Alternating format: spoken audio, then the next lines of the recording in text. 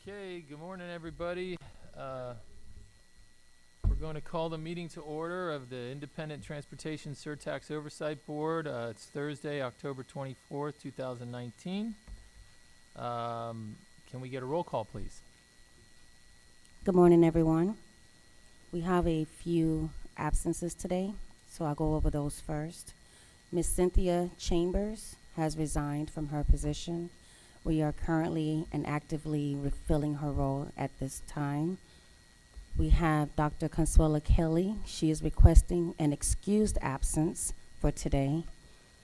And we have Miss Allison Love, who is out of the meeting as well. She will not be here today due to traveling. And I'll go through with the remaining roll call. Phil Allen. Here. George Cavros. Here. Doug Kuhlman. Here. Mr. Alan Hooper. Here. Anthea Pennant. Here. Shay Smith. Here. Mr. Hooper, we have a quorum. Excellent. Thank you so much. Okay, so the first item on the agenda is a presentation of the Mobility Advancement Program dashboard, and the innovation team is going to present that. Great. Thank you. Good morning, Chair Hooper, members of the Oversight Committee. My name is Nicholas Solful. I'm with the Mobility Planning and Innovation Section and Planning and Development Management Division.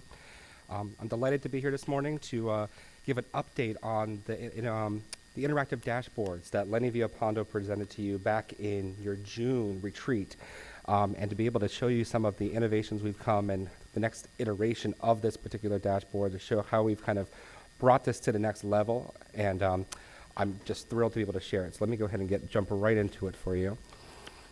So this will probably look familiar to you. This is very similar to what you saw back in June, but we went ahead and made some tweaks to it based upon some of the comments and that we received back in June. So just to reorient you with this dashboard, you have our county public works roadway projects up here. These municipal projects, these are the city projects that the MPO is currently in the process of prioritizing. And then we have transit projects below. We have their service projects, and we have some capital projects as well as a box for map administration. And then we have the ability to go ahead and have the features to filter by year. One of the things we added that was asked for was being able, as a Surtax board member, to be able to see what are the projects that are up for approval and which ones have already been approved, and kind of make that differentiation between, okay, what are we supposed to be looking at for approval, but we haven't approved yet, and what's already been done.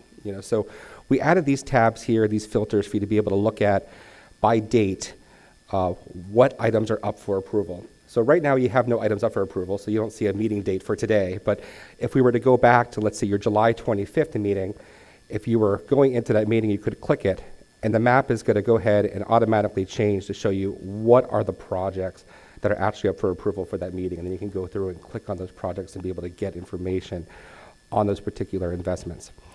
Likewise, once you've already approved projects, there's also a filtered ability for you to be able to go in there and be able to identify the projects you've already approved. So we can go ahead and click on, let's say, all approved projects, and there's the list right there. And so if you wanted to go down to more details, you could click over these tabs, take a look and see what these projects are, and go from there. So I'm going to leave it on approved projects, and I'm going to show you kind of another ability we created to filter by project type. So maybe your only interest is, let's say, fiber optic projects. You really want to see where those are. So I'm leaving the approved filter on. I'm going to click on fiber optic in this drop down. These are your fiber optic projects that you've already approved right here. And if you wanted to go into them, you could click on them, and it pops right up, fiber optic network and the information and scope on that particular project. We could turn the filters off. This is all the fiber projects in the Surtax plan. And then up at the top, you have the ability to filter by year.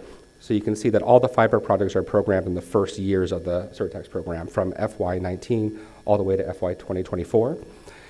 And you have the ability, let's say you only want to look at FY20 and FY19. You can click on both years together and be able to see kind of how the projects build upon each other through time, and you can add to it. There's 2021 projected for 2022, and so on. Another ability we added in here was the ability to filter by transit investments as well. So let's say you wanted to look at only the new local bus routes in the plan. You could click here on a transit filter, new local routes, there they are. The same thing goes for rapid bus routes, connectivity improvements, service increases, and transit capital projects. For service increases, we know that we already approved a 10% increase that's being currently implemented. So you could go in here and look at FY19 service increase, click on that. These are the projects that have already been approved via the surtax for 2019 for service increases. You could go in and see exactly where those investments are. So we think this adds an extra layer of power in these dashboards to be able to go through here and be able to do these filters and be able to really capture what you really want to see, because we all know when there's no filters on this and you just see all this, it's overwhelming.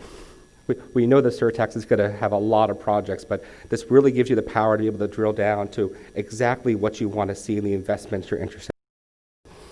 Another feature we added in here was the ability to link directly to the county budget. So we added tabs here, let's say for transit. You can click on the FY20 budget. It's going to link you directly to the budget, the approved budget in the county budget office. So you can see exactly what was approved for those investments. We thought that was a nice little addition there. And just to kind of speak to a little bit about budget, this dashboard is really a project tracking dashboard. It's not really designed to be a budget tracking dashboard. So we're looking that in the future, that this will be kind of the project tracking, project status tracking. You can see where the projects are, what projects are up for approval. But separately, we're going to be looking to develop a more rich dashboard specifically geared towards tracking budget. And that should be coming in the coming months. I'm going to shift over to one other dashboard. This is a brand new dashboard we went ahead and developed. Let me go ahead and bring that up. So one of the things we were asked is, how can I tell which projects are, let's say, in my city? I only want to be able to see what's in my municipality. Same thing goes for commission district or state senate districts or state house districts, for instance. So we developed this dashboard that allows you to be able to select projects just by those political geographies. And really, it's pretty comprehensive. We've included just about everything we can think of here on the left-hand taskbar. So, for instance, if you wanted to go through and look at all the projects in, let's say, Pompano Beach, you could click on Pompano Beach. It's going to highlight the city, and it's going to show you just the projects that intersect the city of Pompano Beach. Wait for that to load. There we go. There they are. You know, if you wanted to go into them further, let's say you wanted to see, well, what exactly are these projects? You could click on the details here, and it's going to zoom directly to that intersection on the map. So you can see exactly where that investment is being prioritized within that particular city. The same thing goes for transit. You can go ahead and click on, let's say there was a service increase, looks like on Route 31 in fiscal year 19 that was approved. In Pompano Beach, you can click on that. It's going to highlight the route exactly and be able to show you where that is. The same thing goes for congressional districts. We can turn off the city side. We can go to a congressional district. Let's say we pick, Frederica Wilson. This is in the south part of Broward County. You see her district, and then only the projects in South County that intersect her particular congressional district. So this is pretty powerful for us to be able to go out and be able to have conversations with our municipal partners, with our partners in the state and federal government, to be able to talk about kind of their involvement in the surtax and how we can leverage funds at a state and federal level. One more filter we added, you're probably familiar with the corridor approach, where we're going to try to bundle projects together by corridor. We went ahead and included filters for those corridors. So if you wanted to see, for instance, all the projects along the Sheridan Street corridor, which is one of those corridors that was identified, you can go ahead and click that. The corridor is selected, and it's the same thing. You can go through here, and you can see all the projects that intersect the Sheridan Street corridor. So we feel this is really powerful. We're looking to continue progress on these dashboards, continue to improve them over time. Right now, we're looking to continue to add additional information. We're working with our partners in a transit division to add some additional capital projects, as well as to include some of the great work they're doing on the community shuttle program, should I say. We're going to try to add in all those cities. We want you to be able to see the municipalities where we're making these significant investments in community shuttles. The same thing as looking at how we can see county-wide investments in paratransit and for bus orders or whatnot, so that we can really capture all of those projects comprehensively in these dashboards. We expect to be able to incorporate performance metrics in these dashboards. That's going to come a little bit later, maybe in the March, April timeframe with our partnership with Open North, to be able to add and try to connect these projects to the actual performance metrics. We feel that there's a great value in doing that. That's going to be coming in the coming months. We're also going to be creating a dashboard specifically on the 5-year plan, and that will be probably more towards the summer, July, once that 5-year plan rolls out. That dashboard will provide a lot more details because we'll have all that information in that 5-year plan. And so we're looking to be able to take that dashboard, and actually that would be the time in which we'd probably roll out these dashboards to the public. We'd feel confident at that point that that 5-year plan is going to be pretty solid to be able to go ahead and push that out and be able to really show kind of the innovation of these dashboards out to the public. So I am open and welcome to take any questions you might have on these. Well, first off, thank you. These look great so far, and it's definitely a step in the right direction. It's great information. And in terms of connectivity, how are we defining that? So if you click on the filter and says in these projects enhance connectivity, how is that built into this? How much judgment is involved in that? At this point, we haven't really delineated the projects out by whether they enhance connectivity or reduce congestion. That's something that's going to be happening as a part of our Okay, partnerships. I thought that was and one of the performance metrics. filters that you had on there that actually popped up. Oh, there's a connectivity improvement for transit. And so that's kind of a broad term that's being used to describe anything that's a transit route extension or a route realignment.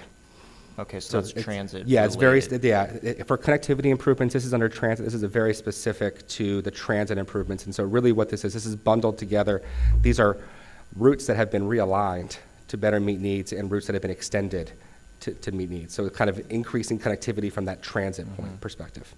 Okay, because I'm definitely interested in any of this information that just goes right back to the ordinance and Absolutely. can kind of be linked straight to alleviating congestion, things like this that we can show and demonstrate on these projects, I think will be helpful. And I know connectivity is a part of that, from a broad scale, but also you drill it down to different, multimodal and so forth, which is another thing I'm interested in seeing as well. And you're probably thinking about is, what are the multimodal options that are being Absolutely. built in, and maybe we can build a screen for that over time as well. Yeah, and I think that will connect into when we start to really develop the kind of performance metrics and performance dashboards, being able to identify those projects that are increasing mobility, increasing connectivity, and being able to really drill down in how these projects are specifically meeting those goals under the ordinance. Ms. Walker, did you have something to add? Yes, I just wanted to explain that the prioritization process that's being conducted by the MPO, that's being developed. So the MPO has been charged with prioritizing the municipal projects based upon their ability to relieve traffic congestion and increase connectivity. And there was a presentation at the MPO yesterday with the cities to outline, I guess, the beginnings of that process and the criteria that they're creating the draft, but it's not completed yet. And once that's completed, then we'll be able to provide how the projects are being evaluated in the MPO process. And this is accessible to all cities, everyone, this dashboard or not? It will be, not at will this be. time. At this time, what we've been doing is we've been meeting with municipalities and meeting with partners. And usually when we meet with them, we'll bring the dashboard with us and we'll have the opportunity to drill down to those geographies. When do you think it'll be accessible to the cities, just on a? What do you think, Gretchen? You think by the April timeframe, whenever, or when the 5-year plan? It's hard to say because we're still working on the 5-year plan and we're working with the MPO as Nick mentioned. But we're hoping the March, April timeframe for our internal stakeholders, and then right after the 5-year plan is rolled out in July for the public. Thank you. Ms. Bennett? Two things. One, I was curious to know what metrics is being used to measure the customer service component that I saw, or will that be built into the performance model that you're working on? That's going to be a performance metric. Performance metric. Okay, and then the other thing is, I noticed you mentioned the congressional district. Yes. Are we able to see the county districts? Yes, absolutely. Okay. Absolutely. So actually, the very first The very first top tab is actually a filter by county commission district. So you could go in here, for instance, and you can click on Nan Rich, District 1. And that went ahead and highlighted her district and all of the projects that intersect with that district. Okay, good. And the performance metrics, I would hope that that would be including that 30% tracking on the Oh, yeah. the goal. Okay, The DB. I'm good. Absolutely. But it's awesome, exciting, very exciting. Yeah, very, very nice work. Thank you so much. Thank you. I have a question that's not related to the dashboard. There's a project that's cutting through the Everglades right there. Mm-hmm. Is that like a bike route or something like that? That's a greenway connection. That's a greenway Very, improvement. and it goes past Loxahatchee or something like Correct, that? correct. So this is actually currently accessible via a trailhead out here at the end of Atlantic, just west of Sawgrass Expressway. But we're looking to see if we can work with the Water Management District to make some improvements to the top of this berm to be able to make it more accessible to bicyclists and So I can tell you that I go down 27 a lot, and there used to be a lot of problems with groups of cyclists that came out of Weston, and people were getting hit by cars. And if we can do anything to improve that, I think it's a real amenity for the county, and I think it's a great project. But I'm sorry to take away from the dashboard conversation. Mr. Allen, did you have something to say? The question I have is, will we be able to ask the system or the database which projects are on schedule for completion, the status of that particular project? Yes, yes, that's something we'd like to build as time goes on. Ultimately, we see these dashboards as really being a project tracker. So it will be not just what projects are up for approval, what's already been approved, what phase is that project in, and is the project on schedule? And when is that implementation planned for? Is that after the budget and 5-year plan? Mm-hmm. Correct. So somebody, a citizen then could access it and say, when are they going to finish Atlantic Avenue or whatever? That's right. What's the status of that particular project? Okay. That's right, that's the intent. You know, the challenge is going to be getting this out and educating the public on how to use a dashboard like That's this. right. Right? We're already thinking about, whether we can make some video tutorials, obviously some sort of aids to help orient the public to the dashboard itself. That's something we're going to have to develop as time goes on, which is why we want to wait before we push it out to the public, because we want to make sure that the final version is kind of solidified before we create all those training materials on It's the back end to probably, help usability. it's like my 10-year-old kid would be more intuitive to get through that and figure it out in about 5 minutes. It takes a guy my age like a tutorial to actually get through it. Any more questions? Great job. Thank you so much. Thank you very much. My pleasure to present to you this morning. Okay. The next item is public participation. So if there's anybody in the public or in the audience that would like to make any comments or say anything? Nobody? Anybody? Okay. We'll move on from the public participation portion, and we'll move up to action items. The first item is approval of the minutes of our September 26th meeting. I'll make a motion for approval. Can you push the button and say that? I'll make a motion for approval. I'll second. Okay. Any comments on the minutes? I wish they would come out faster, but they're great. Did you read them all? I tried. Okay. All right. All those in favor? Aye. Those opposed? Okay, the minutes pass. Next is the discussion item, the Surtax Ordinance, Exhibit 1. And I'll let Ms. Cassini, can you take over? Absolutely. My pleasure, Chair. And I think Angela and I will probably tag team a little bit here, so. At our last meeting, there was a lot of discussion about the proposed amendments to the Surtax Ordinance. This particular presentation is intended to allow for a dialogue with the Oversight Board members and also to provide the information to the public. The ordinance contains no proposed revisions in Section 31.571 through 74.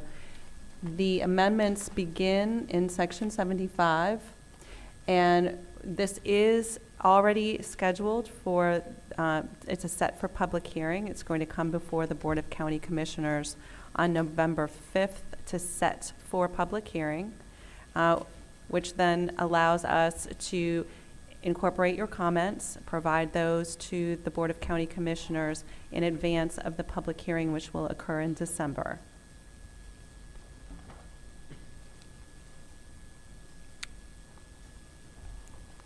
Some of the proposed ordinance revisions are a result of the appointing authority providing direction about,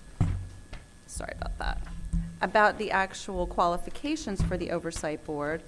And that particular agenda item was heard on January 8th of 2019. It's attachment B in your packet. And it's very small, but what that particular action of the Board of County Commissioners did is just provide a little bit more direction and clarification about the qualifications for each professional category, for each of the 8 professional categories. And then I think the next piece was based on our bylaws. Angela, just correct me if I'm wrong. Section D, with respect to the director of the Broward College Office of Supplier Relations, we just wanted to clarify that that was a position that was specifically identified in the ordinance and not subject to the appointing authority nomination process. Do you have anything you wanted to add, Angela, on that? Okay. So on the September 26th meeting, there was some discussion regarding the suggested changes to Section G related to staffing. Section G stated originally, Broward County shall provide sufficient staff to enable the Oversight Board to efficiently perform its functions and shall retain such consultants as the Oversight Board determines necessary to perform its responsibilities. So while originally the ordinance intended for Broward County to provide both staff and consultants as necessary, the additional sentence was included after a lot of internal discussion to try to clarify how that would happen. So you had the what, but how exactly do we accomplish getting the staff and the consultants that might be needed for you to perform your functions? And so there was a recommendation from the Oversight Board that the word shall remain, and this is an opportunity, I think, right now for the Oversight Board to engage in a dialogue about how this should read and what it is that you would like to recommend to the Board of County Commissioners when they take this up on public hearing. Okay.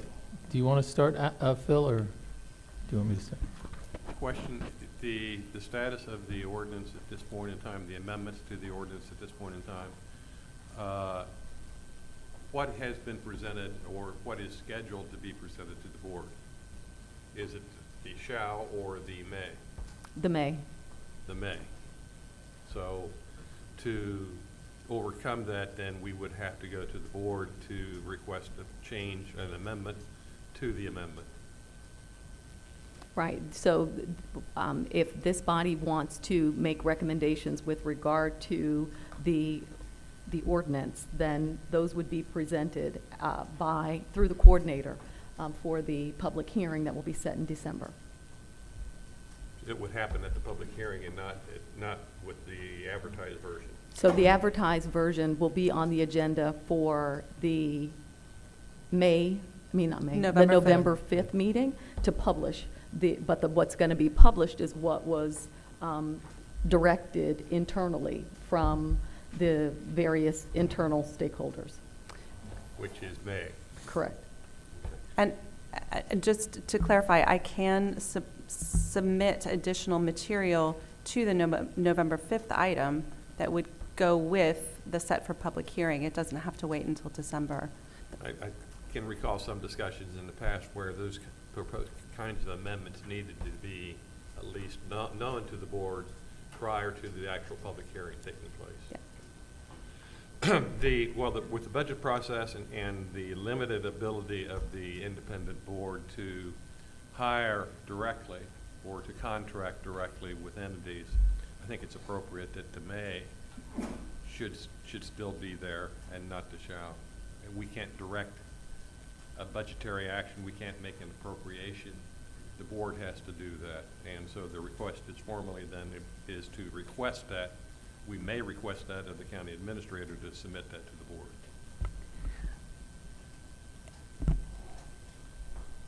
I'm not sure, so you're saying the may on the request. So the may is actually upon request by the Oversight Board, the county administrator may designate. Yeah. It's not really, it has nothing to do with our request. It's Right. more about the action that will be taken after we make that request. Yeah, it puts You're the, brilliant. in my view, it puts the decision back on, or the authority back on the county administrator, right? You use the word may, it could be interpreted they're making a decision at their level, And it's not required. right? And they could say, I'm not gonna do that, and I'm not gonna present it to anyone. Theoretically, I'm not saying that this would happen. right. Literally, but if we're getting down to wordsmithing this thing, which we are, down to one word, that's the issue I have with using the word may. Okay. Yes, Ms. Penick. So I'm in agreement with what Shay's saying and what you're saying, that we should keep the shall. The request is to you're saying that the county administrator shall do. If you do may, she could decide to or not to. Because it doesn't talk about So- her requesting of the county commission, it talks about retention, so it doesn't get into that she's recommending and that there's another step there. It's saying, it actually is leaving it here that she would be retaining. Did you want to say something, Ms. Wallace? So yes, I'd like to, I guess, kind of explain the county structure under the charter. So the county administrator, there are 3 positions that report directly to the Board of County Commissioners: the county administrator, the county attorney, and the county auditor. And so all of the operational functions of the county flow through the county administrator, including procurement, so, and budget. So in order to effectuate the desire of the Oversight Board, the county administrator would have to have the procurement section, our purchasing division, actually conduct a solicitation to, in an effort to secure the services of a consultant, whichever consultant you might want to have. That's the way why it's written that way. And so it would be a request to the county administrator, and she would direct her staff to fulfill that request. Without that, then you don't. That's the way it occurs. No, I get the steps and the process that's required for someone to, whether it's the county administrator who sits in the seat today or one in 10 years from now. But I believe that we're not asking, I don't think we're asking for someone to allocate funds from, say, general fund or general budget. It's part of the oversight, the surtax money that needs to be invested in maybe something that we are requesting, whether that be an independent consultant of some sort that is expert at understanding the viability of rubber tire buses, whatever it is.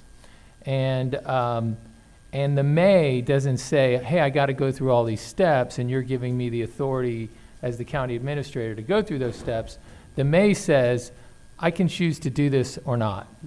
And so I think that the surtax considered the idea that the Oversight Board acting on behalf of the public would have certain expenses, and I am sure the budget of that surtax plan, or at least the statute, and I'm going to defer to you after I say this because I'm not sure.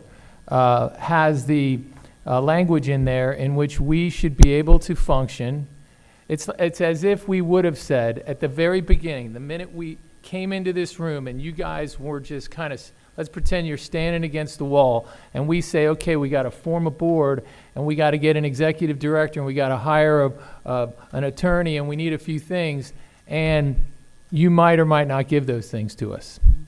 That's what, to me, it does. And I think the word shall says, hey, we make a request, and you got to kind of, obviously, we're in the public eye, so you have to make sure that our requests aren't, hey, I would really like Starbucks to be serving us breakfast every morning. I mean, I get that, okay? But at the end of the day, within reason, if we request and maybe there needs to be language about reason, or I don't know, but we have to have the ability when we request a third-party consultant or to go out for RFP for the proper third-party consultant, that when we find that third-party consultant and then we make our request, that the county is compelled to use the surtax funds to help us do our job. Okay. And So- Mr. Chair, if I may, I think the original intent was to do exactly what you said. They wanted to make sure that we were able to have access to whatever resources we needed. And so I want to stick with the shall. Oh, I I understand. have a comment. Well, okay, go ahead. Regardless of the issue, I mean, I understand the difference between shall and may, but can we legally change it to may? Is that legally allowed based on the way the county does business, is my question. Not this oversight board. The oversight board can make recommendations regarding the ordinance. The county commission determines what will be included in the ordinance. And the county commission is who directs the county administrator, not the oversight board.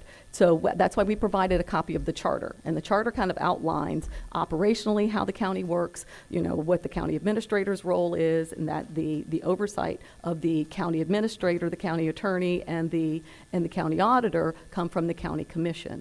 And so this body is not statutory, and the oversight board is not provided for in the statute. The statute provides that the county shall deposit the surtax funds in a segregated account, but does not create the oversight board. The oversight board is created by ordinance of the Board of County Commissioners, and the Board of County Commissioners has within its discretion to amend it and to delegate certain authority to the oversight board that it desires, but it cannot delegate its statutory authority. That's why you don't have budgeting responsibility. You don't designate how much, what budget gets appropriated, because under the statute, only the county commission can do that. So what we can do is make recommendations. So after the internal review of the existing ordinance and input from the internal stakeholders, the CFO, the county administrator, the budget director, the county attorney.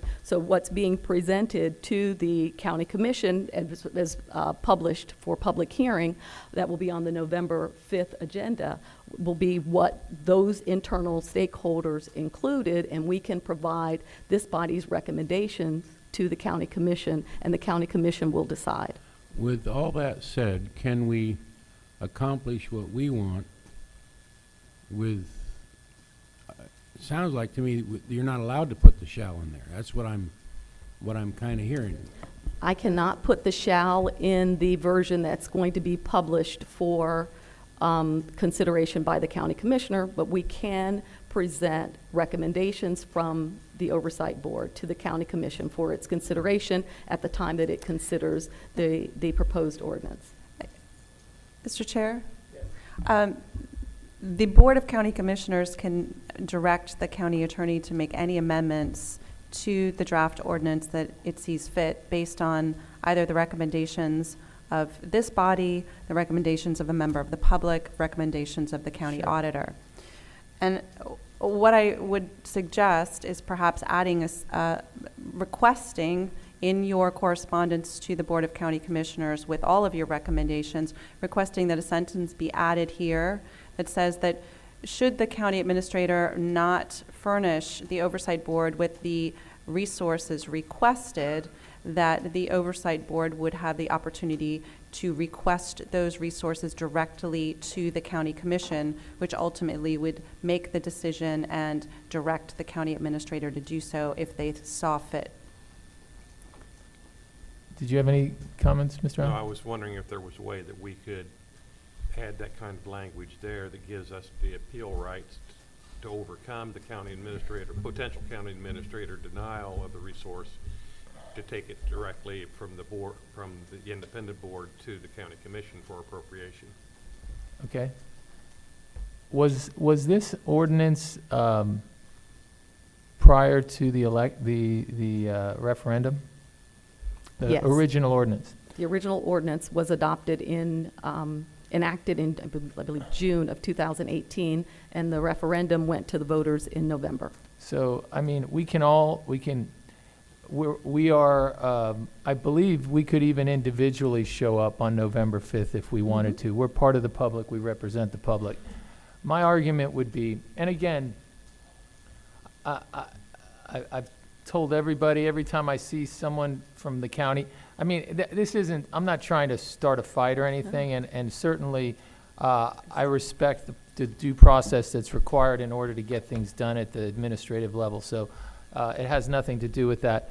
The original ordinance says that the Broward County shall provide sufficient staff to enable the Oversight Board to efficiently perform its functions and shall retain such consultants as the Oversight Board determines necessary to perform the responsibilities.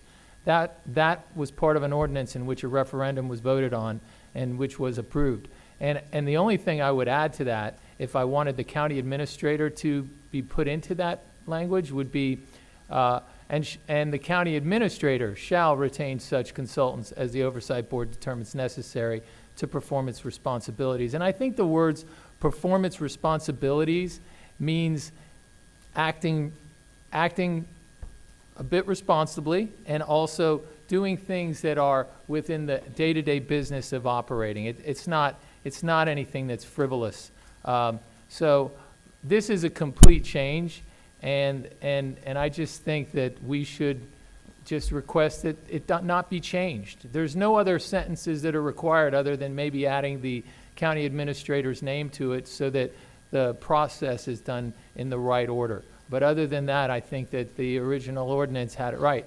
And then we had an election and the voters voted, and now we're changing something that I think materially changes the process by which this board operates. Now, I understand in future conversations that we're going to have in the next few minutes about MPO, interlocal agreements, and how the ordinance and the interlocal agreements won't match up, and we have to amend. And that, to me, is a reasonable thing. But on this particular item, I would request that we ask the county commissioners to consider leaving it the way it is. Okay. Mr. Chair, can I have one more comment? Yes. I completely agree with the spirit of what you're saying. I think anything that could be perceived by the public that they agreed to something and we're representing them, and then there's a step backwards or in a different direction is really dangerous, and I don't agree with it. And also, I hate to bring up something else that could be interpreted that way, but there's another change in here that says shall, let's say we go with shall designate additional staff and or retain consultants. So to me, that also puts the decision back on the county administrator to make that choice. I don't know if everybody else interprets it the same way. If you look at the original language, that choice is not in there. So, for example, just making up an example, we come and we say we need a consultant that understands, where technology is going in transportation. It's an international consultant because they've only done the signalization internationally. I'm just making something up. And they turn around and say, well, we have an internal staff that can perform that function, and that's what they give us. Is that something that can happen under this change, even though we've gone through and vetted out a consultant or a group of consultants? I understand this RFP process. Right. And I think one more quick comment. As far as procedurally and understanding that we can't directly hire, I don't think we need to keep getting into that. I understand that. I don't think that's what this is really about. That's not an issue.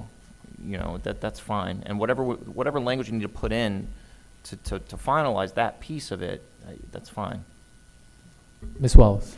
So the issue is the charter and who can provide direction to the county administrator under the charter and whether that provision is consistent with the charter. So that's the issue. And the reason that it's being changed is because the county administrator takes direction based on the charter from the county commission. And if we do something that is inconsistent with the charter, then that presents an issue. What's the practical example of that? I mean, what would happen that would be inconsistent with the charter if we went with this language? If we were challenged, so there's a challenge to the Surtax in Hillsborough County, and authority that was given to an oversight committee in Hillsborough when their Surtax was passed last November, that actually, because it was a citizens initiative, it was not presented the way this item was by the county. It was presented as a citizens initiative to amend the charter to establish the surtax, and it gave the oversight committee specific authority that's designated to the county commission in the statute, and it was challenged legally. So we don't want to be in a position where we are taking authority in the charter and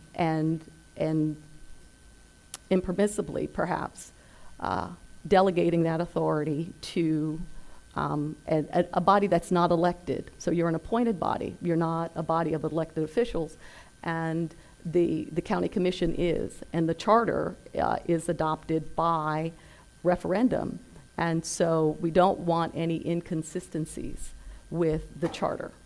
Mr. And how the administrator role under the charter and the respective role of the county commission under the charter operates. So you're saying, unless we change the charter, we really have to leave it May?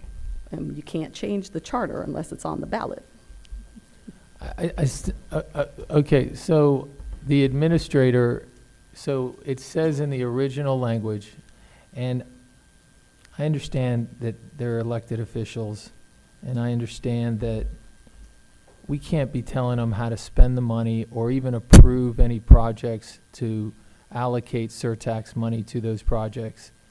But this ordinance, for just the responsibility to carry out our duties, that's all we're talking about. We're not talking about, hey, you need to go buy 50 more buses. That's not what we're talking about.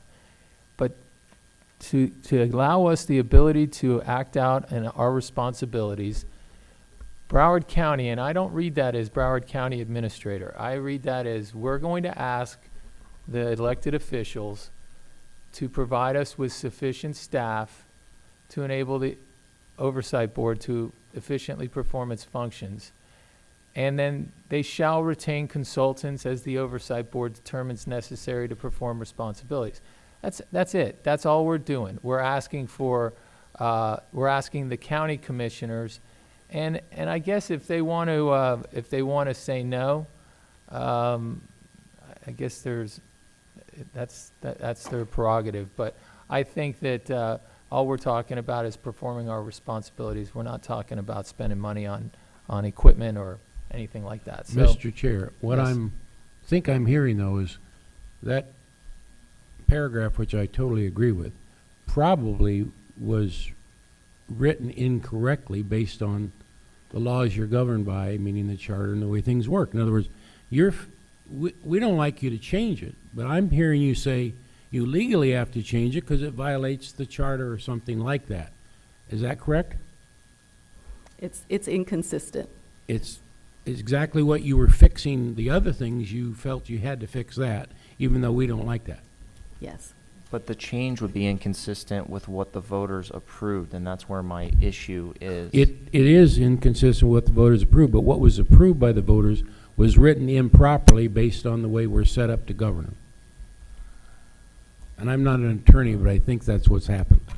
I don't totally agree I with don't know. that because, you know, at the end of the day, they were compelled to allow an oversight board. That was one of the big deals in getting the referendum approved, was putting an oversight board into place, okay? And so by changing this, they may, if it was a different commission in the future, if it was a different administration, and they just want to take total control, they could just tie our hands completely, financially, from being able to do performance measures, from being able to, you know, what if they say, hey, we're stripping you, you know what, we're going to give you some interns to run your program, and you're going to lose an attorney and an executive director. We're not going to spend any money on this thing. And all of a sudden, we're meeting in a warehouse. I mean, I'm just going extreme here, okay? I mean, but seriously, this is speaking to us performing our responsibilities, all right? And the county, after having a referendum, the county commission should be compelled to allow us to act out our duties to the level that we deem necessary, because that's what was in the referendum. Alan, I agree with you 100%. I So- would make a motion that be sent back, but I'm afraid we're getting into a legal limbo here. I agree with you, but other than changing the charter, I think their hands are tied. Okay. Any other comments? So, how do we move forward with that? I think I've gotten some direction, but I just want to make sure that I've gotten clear direction from all of you. You would like the language to stay as it is, not to include Does everybody believe that? okay. Not everybody believes Somebody that. gonna make a motion? So Can we be perhaps. clear on which version So- that when you say stays as it is? So it we're- stays as it did when it was passed in June, so rejecting the proposed changes. No, I'm fine with the change that we have here with the word shall and adding in the part about the county administrator. I don't have an issue with that. Okay, so adding in the part about if the county administrator did not, I'm down to the Granted. I'm down to the word shall and may. What I thought I was hearing was that someone was suggesting to put the word may back in. That's what I thought we were talking about. So the word may, between administrator and designate, and you also brought up the and or. Well, that's a different, right, Okay? that's So those are the two, Yeah. those are really, I mean, if you left it the way it is, amended, amended, it would do exactly. essentially the same thing, only it would clarify it a little bit more if you left shall and if you put and instead of and or. And I know we're talking about little words here, No, it makes a but difference. believe though. me, I lose on leases and purchase agreements over little words, okay? No, I agree. So, Yeah. did the board want to add a sentence addressing the issue of an appeal? Should those resources not be provided? Because again, I heard a lot of different things here. There's the possibility of inserting the word commission after Broward County. The Broward County Commission shall provide sufficient staff rather than the administrator. You could keep administrator and then create the appeal. But the issue I think that Angela and I will continue to wrestle with here is the direction. So to whom are you Right. providing the direction, and what is your recourse if that direction is not followed? I don't know. I don't know what our recourse is. I mean, you're saying that we have to leave it up to the county commission, and it's ultimately, they're gonna be the one that sets the ordinance and it amends it as necessary. I just think that, from my perspective, and maybe I'll show up to the meeting and just give my thoughts, but I just think that the word may should be changed to shall, and based on what Mr. Smith said, I think the and or should say and. That's it. And then if they want to vote on that, then really an appeal to the county commission after they've decided how to do it, I mean, an appeal is just going back to the county commission to ask them again, right? Alan, you're just saying don't change what was in there. That's No, No, I no. didn't.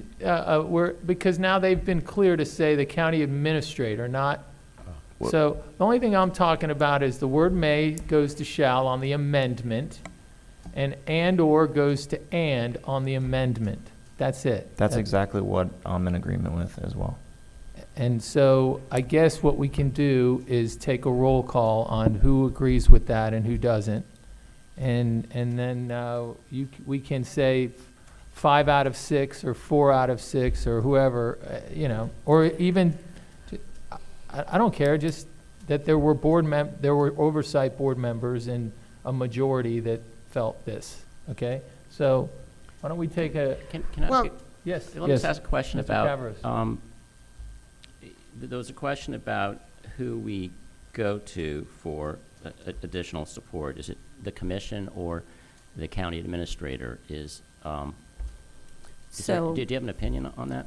Yes, the charter provides that the county administrator operationalizes the county commission's directives. So the county commission is the governing body of the organization. The county administrator and they create policy through ordinances, through administrative code provisions that they adopt. The county administrator operationalizes those under the charter. That's why you were provided a copy of the charter. The auditor does the internal auditing, and the county attorney provides representation is the chief legal counsel for the county, and directs and supervises the county attorney's office, and it says the county attorney shall represent the county commission, county administrator, department heads, and all departments, divisions, all boards, committees, agencies, and authorities in legal matters affecting the county.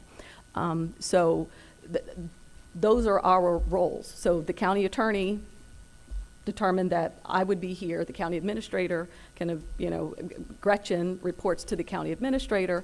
Laura Rogers reports to the county auditor. So that's but the county commission can direct those 3 officials who report directly to them. So I guess my question is, in the original ordinance, when it says Broward County, did it mean the administrator or did it mean the commission? It means the organization, and the person who operationalizes the organization is the county administrator.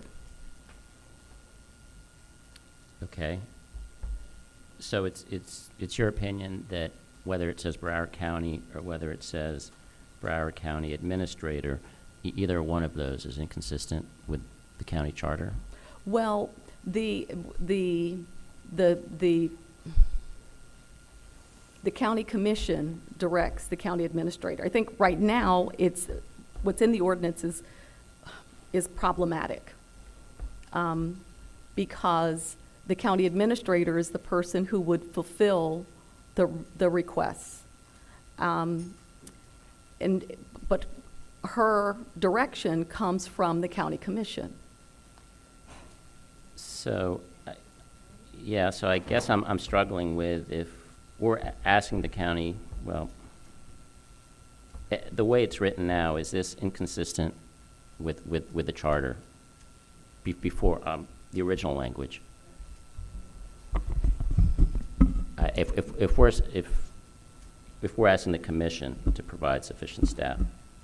If you asked the commission to provide sufficient staff, which was, I think, why I was making that suggestion earlier, and the commission directed the county administration to provide you with staff and resources as requested, it is not a violation of the charter.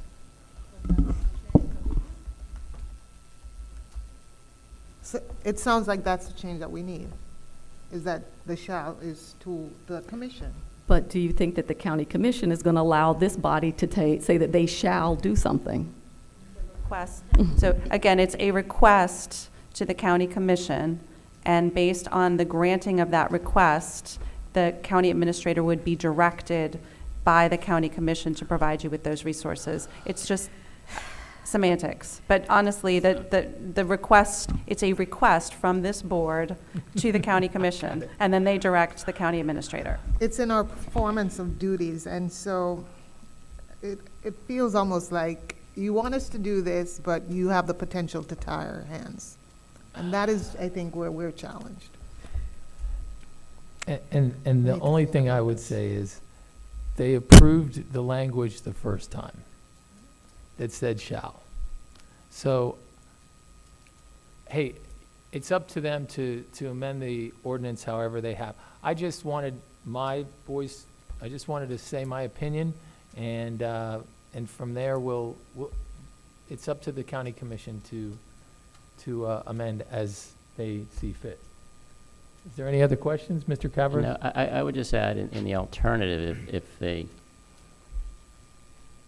choose to adopt the alternative language, that there be a provision in there similar to what Ms. Cassini provided, an appeal process to be able to go directly to the commission and ask them for those resources. And is it, I'm sorry to keep beating this thing, is it the fear of what's happening in Hillsborough that's instigating this? I mean, there's no fear. For a long time, from the time, basically, the interlocal agreements, which we'll get into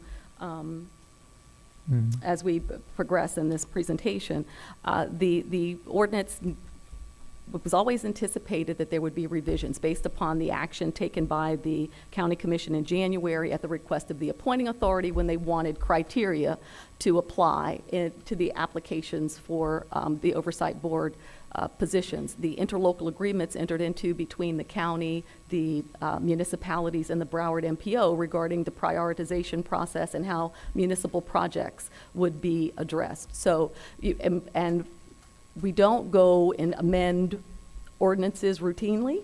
So there's a one opportunity to amend it, and there was a holistic approach in analyzing the ordinance as it was currently enacted, and comments were received internally from the respective departments within the county, so that it would be a one-time revision based upon things that have occurred since the passage of the surtax, to address procedures and things going forward as it relates to the surtax. But it's not something that is done just on an ad hoc Gotcha. basis, on a regular basis. So, there was a desire to ensure that everything that needed to be addressed was addressed in this one revision. So what I'll ask is if somebody can make, and I know that we're in the middle of a presentation. I just want to I want to do a straw poll or whatever you want to call it. If Mr. Smith, if you can, do you want to verbalize what you think is the correct way to? Sure, I'm amend? happy to do that. So to restate it, the way the amended language is written here, using the word shall. So I'll just read it in full, and then I'll add one additional comment. Upon request by the Oversight Board, the county administrator shall designate additional staff and retain consultants to assist Oversight Board in the performance of its functions. This is what I'd like to see put forth.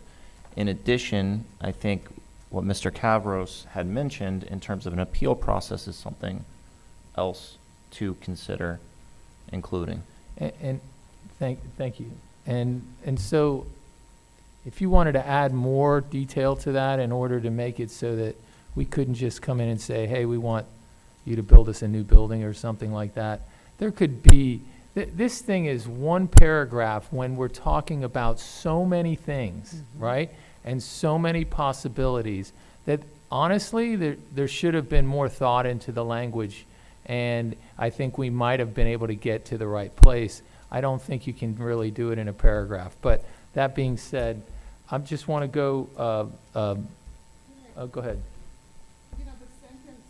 The sentence before says, for staffing, it says Broward County shall provide sufficient staff to enable the Oversight Board to efficiently perform its function. That's the preface, right? So the county shall.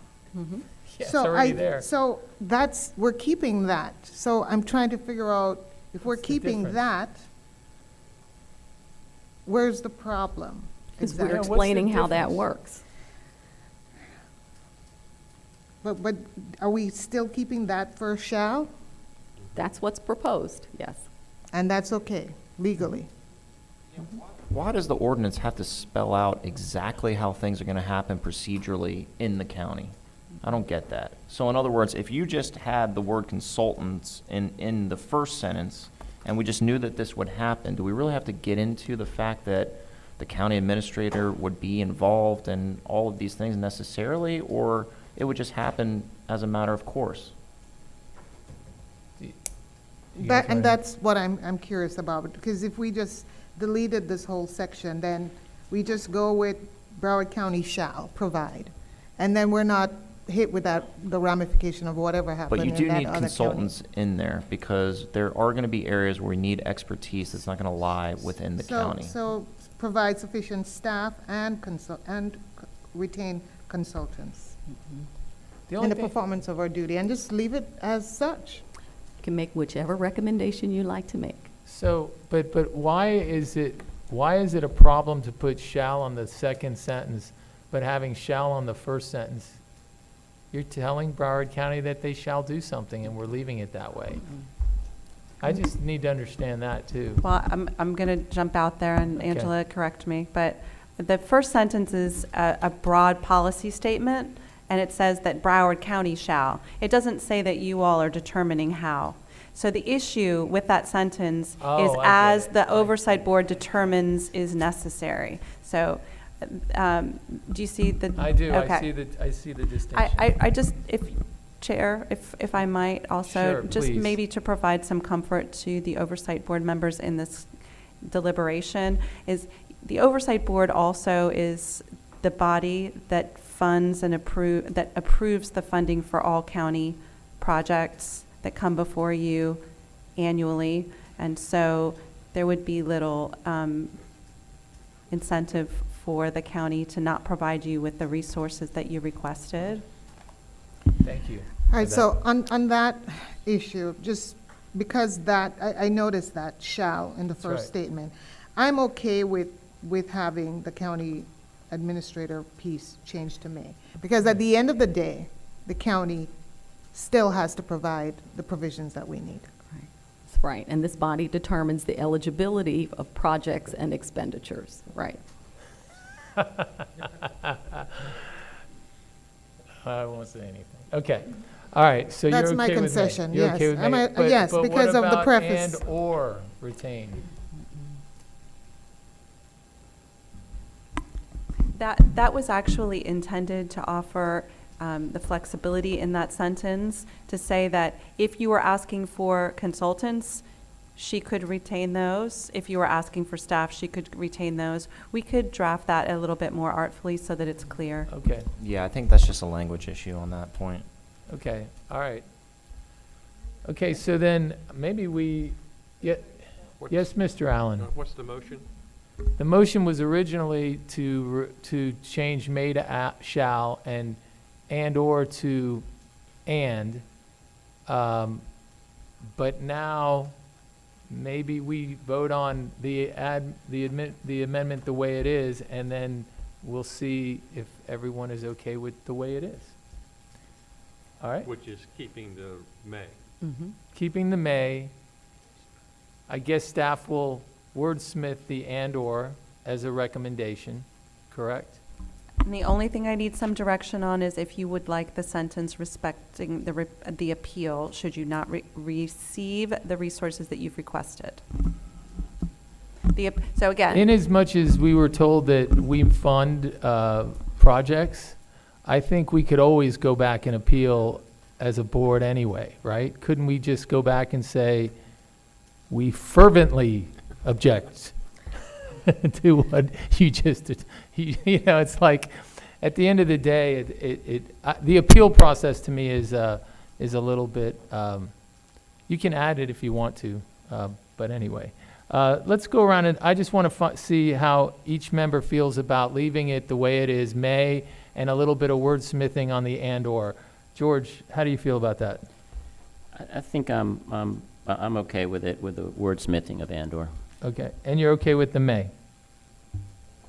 I am. I mean, I think the appeal provision, like you said, might be nice to have there, but ultimately, I don't know that it's necessary since we can always go to the board directly. Right. Ms. Bennett? I'm fine with the change on the and/or.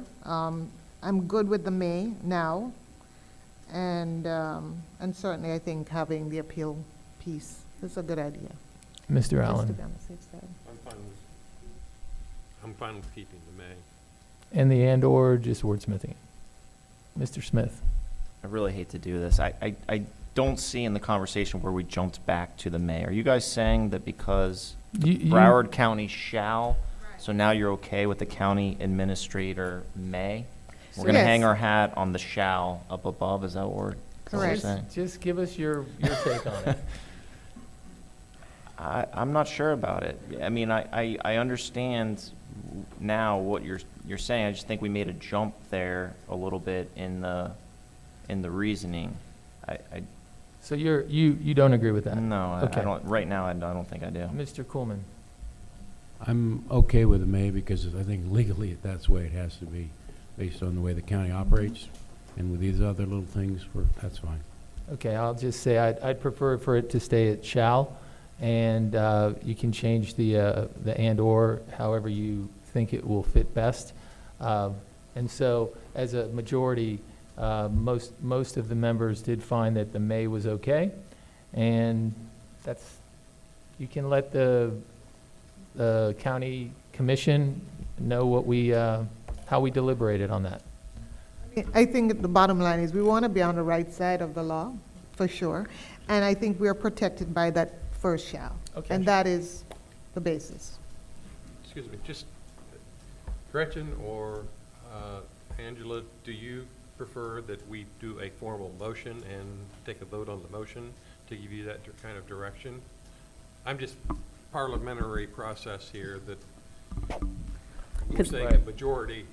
There was a motion, but there was no second, Right. so, I So mean, the problem with that is we're about to go through like 5 or 10 more items here, and we all may have different opinions on all of those items. And so I don't really know how, honestly, other than just calling your county commissioners or going to the meeting and speaking your mind, I don't know any other way to do it, unless we want to make motions on every single item. And if you want to do that, we can do that too and just vote on it. I put one more comment on the record, just as a practical example, looking at this, the way thinking about approving it now or recommending now. If we wanted a consultant, okay, the top line says Broward County staff shall provide sufficient staff. It's talking about staff. The part where we get down to talking about consultants, there's going to be a may. That's right. So if we recommend a consultant that we specifically want in an area of expertise, they can flat out deny us. And we have no ordinance to go back to, and that is a step backwards from what was approved from the voters. And that's going to be my final comment on it. And not only that, it could be something that is counter. This board is not always going to agree with what the county is. That's the reason we're here, is to do a performance measure on something that maybe we feel isn't performing. And we may not be on the same side 10 years from now with the county commission. And then they can just say, no, you can't have that performance consultant to do that. So, We're going to do it. Chair, can I recommend then that on the first sentence, where we have Broward County shall provide sufficient staff and retain consultants, could we have that change there? Would that work? you can make a motion and we'll recommend whatever you decide. That would work But for me, and I don't. All we do is yeah, refer sorry. it as a recommendation from the Oversight Board, if there's a majority that agrees to that. Okay, so I'd like to make a motion that we include in that first section where we have Broward County shall provide sufficient staff and retain consultants to enable the oversight Board to efficiently perform its functions. And then, upon request by the Oversight Board, the county administrator may designate additional staff and retain consultants to assist in the Oversight Board in its performance of its function. Can we, before, Wait. Yep, go ahead. Is there a second on that motion? I would second. Okay. Now, is there any discussion? I have discussion. Can we consider striking the second sentence? I mean, I think your revisions are perfect, and just leave it at that. I'm good. I mean, the way the county operates after that, It's it up is to what it them. is. What do we need to get into, what the county administrator is gonna do, and start, it obviously doesn't help, it's confusing. And it's the piece that's opening us up to potential litigation. So I'm fine with striking it too. So do you want to amend your, Yes, I can do that. Motion. I'd like to make a motion that we change the language in G, staffing. Broward County shall provide sufficient staff and consultants, and retain consultants, to enable the Oversight Board to efficiently perform its functions. Period. And so that was a friendly amendment that she accepted, So- Mr. Second. Smith's do we friendly have a amendment. second? You second? Agree. You se- Okay. All right, now Was let's that a go. second, Mr. Allen? Yes. Okay. Now let's, can you do a roll call, please? I'm sorry, I'm looking at the wrong person. I'm sorry about that. Could we do a roll call, please? We'll start with Mr. Allen, Yes. Mr. Smith, Yep. Mr. Coleman, Yes. Mr. Hooper, Yes. Ms. Pennant, Yes. Mr. Cavros. Yes. Okay, Okay, wow. passes. I'm sure you guys are too. We're glad we got through that. So Okay, your then, recommendation will be noted. okay, Ms. Cassini, if you could keep going. And that will be handled by a letter from, What I will do is draft a letter with all of the recommendations to make sure that I've captured them correctly. I will distribute them to the Oversight Board before it's distributed as additional material to the County Commission. Okay? Very good, thank you. No problem. Okay, so the next piece, I just want to give a little bit of a high-level overview for those of you, because we haven't talked in a while about the actual program and the plan and the municipal projects. So, and for the Oversight Board and the public's benefit, just to reiterate, we're talking about a $16.5 billion transportation surtax over 30 years. $3.3 billion of that is at this point set aside for municipal projects. That's inclusive of the community shuttle program. And within those municipal projects, 2.8 billion are project specific.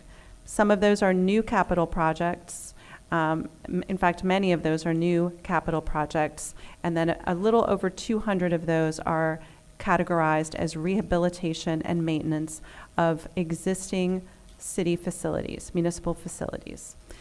The municipalities were concerned. Many of them felt that they had a lot of deferred maintenance on the roadways, and they would like to be able to do rehab and maintenance projects early in the program. And their concerns were, well, is it really going to be considered a project that alleviates congestion and reduces creates connectivity? Is repaving really going to meet that level of prioritization for the MPO? The solution, after many, many months of discussions with municipalities, and I think we even had that discussion with this body at your first meeting in April, when the 10% allocation question came up. That was generated in some degree by the municipality's desire to be able to do rehabilitation and maintenance projects early in the program. The First Amendment accomplishes several things, one of which is to carve out rehabilitation and maintenance projects that were in the plan that went to the voters, submitted by municipalities from the MPO's prioritization process, to potentially allow them to be funded earlier in the program. Okay, so nothing about that changes the role of the Oversight Board, however. So when municipal rehabilitation and maintenance projects are brought forward for consideration. They will come to the Oversight Board just as all other municipal projects that are prioritized through the MPO will, okay? So there was a question, there was a request at the last board meeting that you be able to look at the strike-throughs and the underlined versions side by side. So rather than have them split up across the document. So we're going to start with section H. And all of the strike-throughs in section H are completely related to the interlocal agreement that we entered into with the MPO for the prioritization process. So there was an application process that was contemplated when this ordinance was created, and it was contemplated based on what was available. At that time, there was no appointing authority, there was no oversight board, and the plan was being developed between the municipalities, the MPO, and the county, and then brought forth to the Broward County Commission for approval before it went to the voters. Now that all of those things are in place and we have our interlocal agreements in place, we're able to better articulate the application process. So the very next page is the new language. I won't read through all of this because you all have it. I'll stop only if you have a specific question, but I did want to point out that in subsection 3, based on the request of the Oversight Board on September 26th, we added language at the very end of that subsection that reiterates that when the 5-year plan that's being developed and is coming forward on July 1st of 2020 at the latest, when that comes forward to the Oversight Board, we know that there will be amendments periodically. There will be annual updates to that plan. There will be new projects. I want, again, to reiterate, that 5-year plan that comes forward in July of 2020 will consist only of projects that were in the plan that went to the voters, because new municipal projects will not be considered by the MPO until February of 2021. So the 5-year plan will have those existing projects in it, and then as new projects are considered and recommended for funding, both county and municipal, they'll be added into the plan. Every time that happens, it will come to the Oversight Board for your eligibility determination and approval.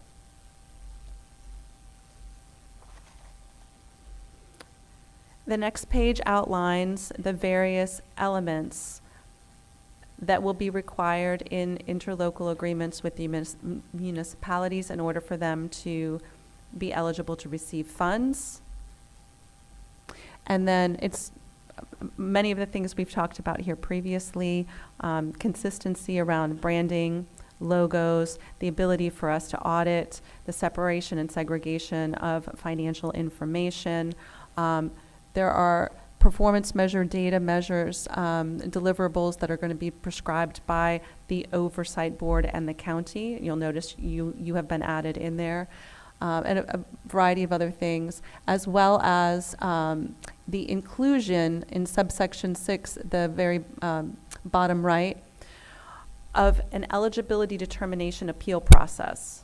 This was, again, something that municipalities brought to us for our consideration. We agreed that it was a good idea. If at the staff level, either the MPO, Surtax funded staff, or Broward County staff were to determine a municipal project as ineligible, either a rehab and maintenance project or a new capital project, and said, this really does not meet the statutory requirements for eligibility, and that particular municipality wanted to be able to appeal that determination, since eligibility determination is really within the wheelhouse of the Independent Transportation Surtax Oversight Board. Subsection 6 has been included to give you all the first opportunity to review that eligibility determination. Angela, did you want to add anything? Okay. Were there any questions or suggestions or concerns with that particular language from the board? Okay, I'll keep going. Because the Oversight Board, again, has its fundamental pre-project funding role as determining eligibility, we recommended that you would be the appeal body. However, if there continues to be disagreement between a municipality or the county about a project's eligibility, the idea now is that we would then take that either to the Department of Revenue or to the Attorney General for an opinion on the eligibility of that particular project or expenditure. And subsection 7 simply recognizes the interlocal agreement between the county and the MPO for municipal prioritization controls the process.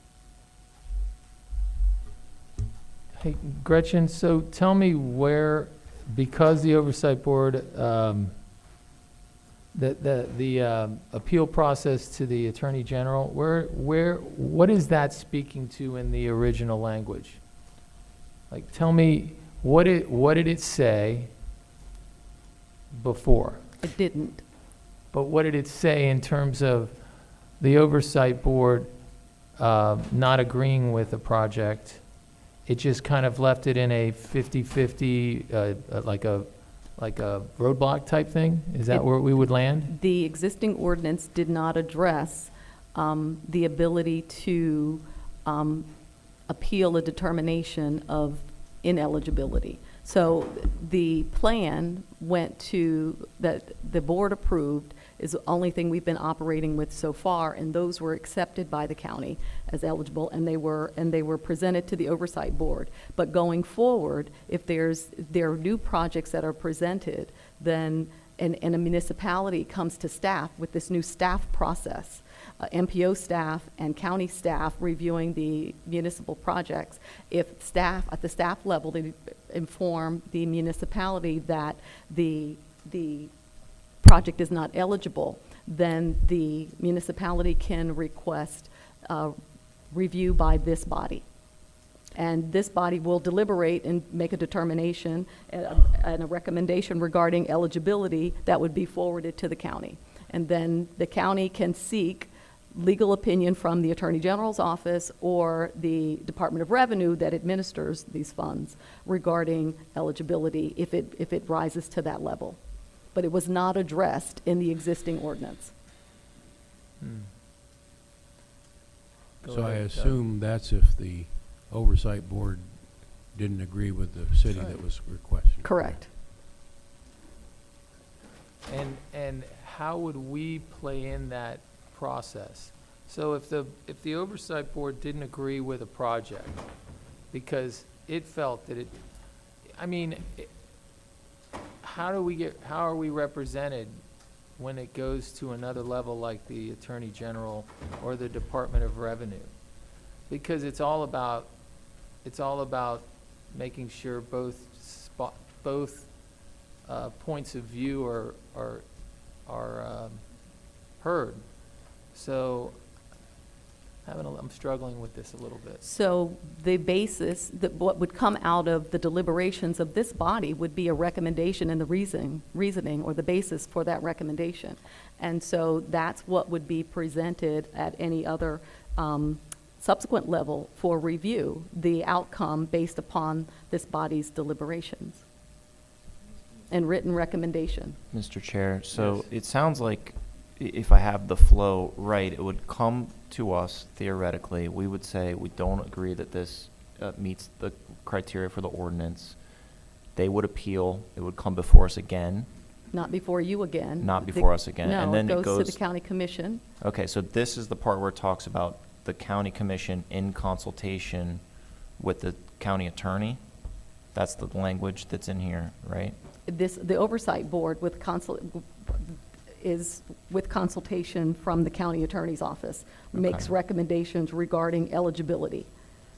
I'm But talking about then- that when it's in appeal, though. So we've already said we don't approve the project. So from that point on, what's the appeal process? Let me read the language that's in the proposed ordinance into the record so that people in the public can also follow along with what the conversation is. This is subsection 6, and it says, any determination by Surtax-funded Broward MPO staff or county staff that a proposed project does not meet the statutory requirements may be appealed in writing to the Oversight Board no later than 15 days after the staff decision is issued. It does not require formal city commission action. It's just something in writing saying that a member of that particular municipality is appealing the decision. The Oversight Board shall review the written appeal, afford the appellant an opportunity to be heard at an Oversight Board meeting, and submit a recommendation to the County Commission no later than 30 days after the meeting during which the appeal was considered. Thereafter, the County Commission, in consultation with the county attorney, will determine whether the proposed project meets the statutory requirements. In the event of a dispute regarding eligibility, the Office of the County Attorney may request an opinion from the Florida Department of Revenue or for the Florida Attorney General as applicable.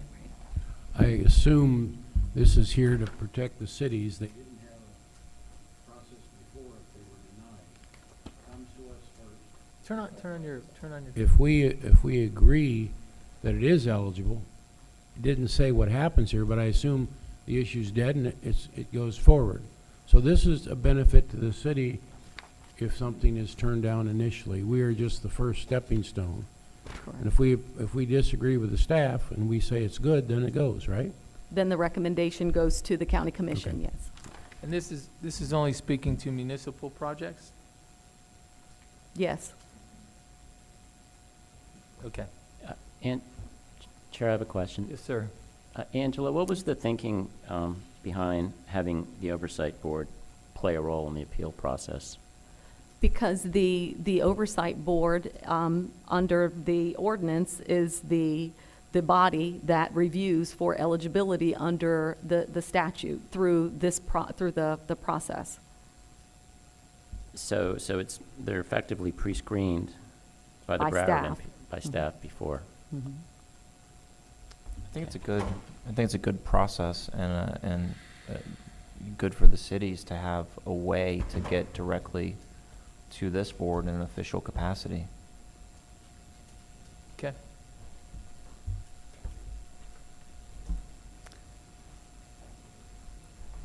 And I was asked to provide you with an update of, about the cities that had passed the First Amendment to the interlocal agreement. That is the interlocal agreement that actually created the foundation for many, many of the changes to this ordinance and why we've been waiting to bring these ordinance revisions forward. It became effective on September 12th when the MPO passed it.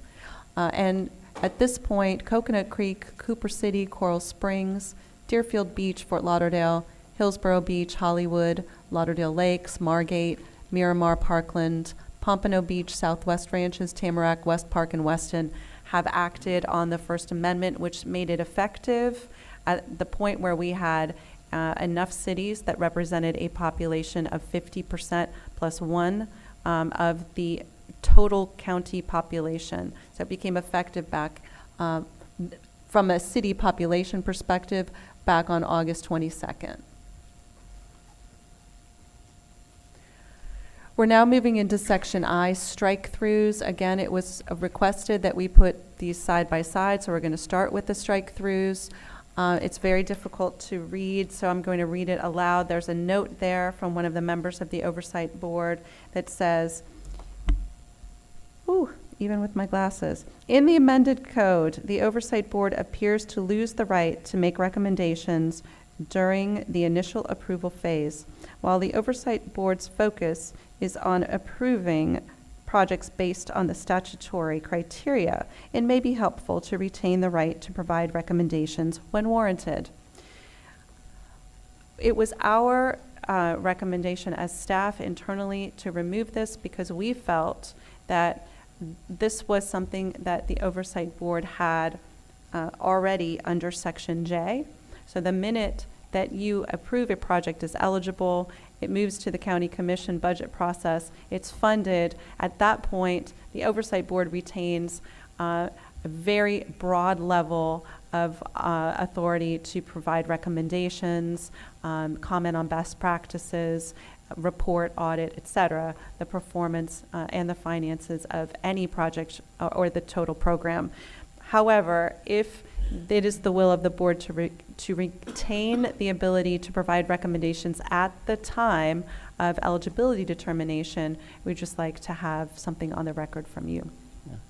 Chair. Yes, Mr. Cabras. Yes, I would like us to be able to retain the ability to make recommendations prior to projects being approved. You know, there could be projects that come before us, large capital projects, you know, purchases of certain buses and the like, where, you know, we may want to provide some guidance to a large capital project. Why aren't you buying these types of buses or these? Or, you know, as a board, I think it would be helpful to provide some guidance on certain projects. The amendment gives us, and you know, we already have sort of the project oversight on the back end, but not on the front end. So I think it would be helpful to maintain that ability to provide recommendations on the front end as well. Okay, does anybody object to that? Okay, can you make that recommendation, please?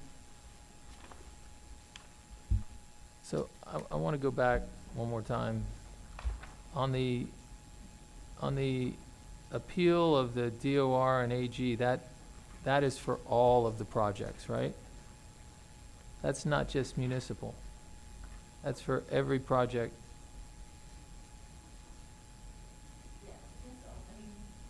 So you're saying if you determined that a county project was ineligible, then the county would have to submit something in writing to, well, but it's staff. So at the staff level, I guess if the county staff determined that a county proposed project was ineligible, Wait. I guess we could, but I don't know that staff person would get beyond the county administrator and bring it if there's been a determination So it's more that. it's more about if a staff has an issue with a project and its eligibility. So but that would be, I don't know that, I guess it could come to the Oversight Board, but given the county's internal processes, if internally, because they're reviewed by. So you're just trying to make sure that if you have a discrepancy or an argument over the words in the statute, you're then going to the Department of Revenue or whoever.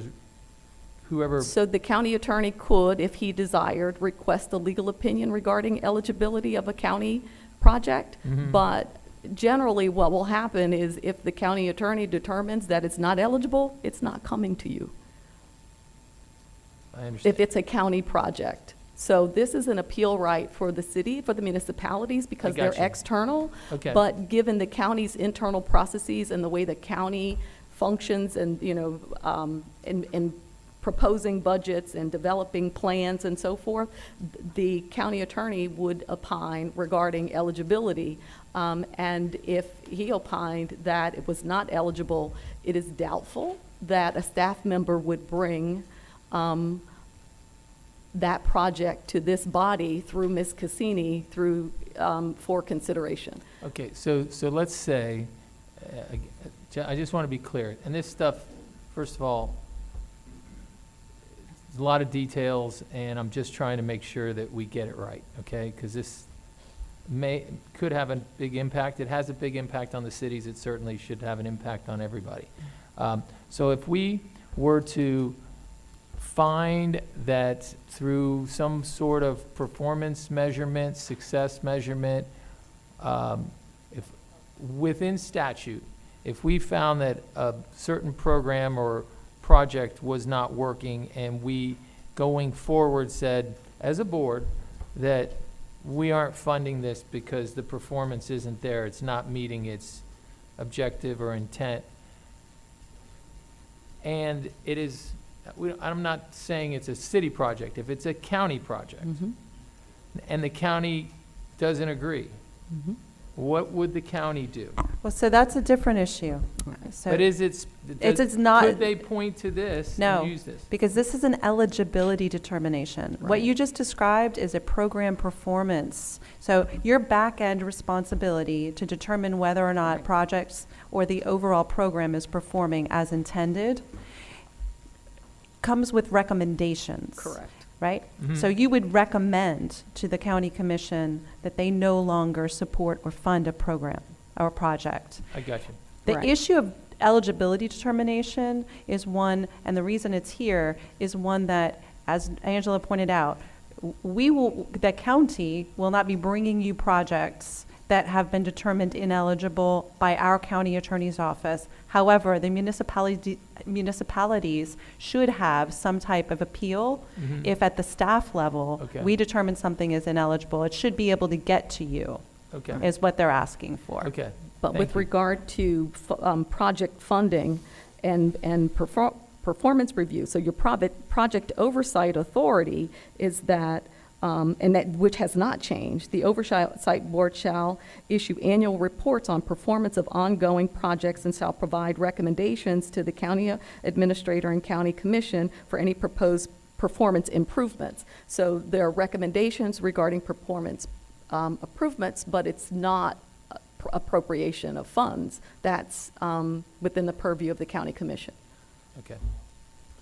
Going back though, one more page under I strike through, does that need a formal motion of what we just basically agreed to? It says in here, please provide direction in the form of a motion. We didn't give you a motion, but do you have enough direction? Yeah, we all agreed with it, Okay.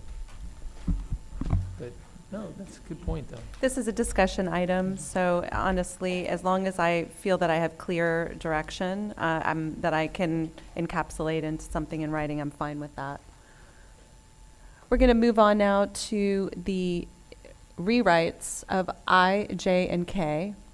Again, this goes to the approval of your proposed projects and expenditures. I didn't see a lot of questions when I was briefing you all on this particular area. Okay, but Phil does have one. Go ahead. Oh, the strike through. Mr. Chairman.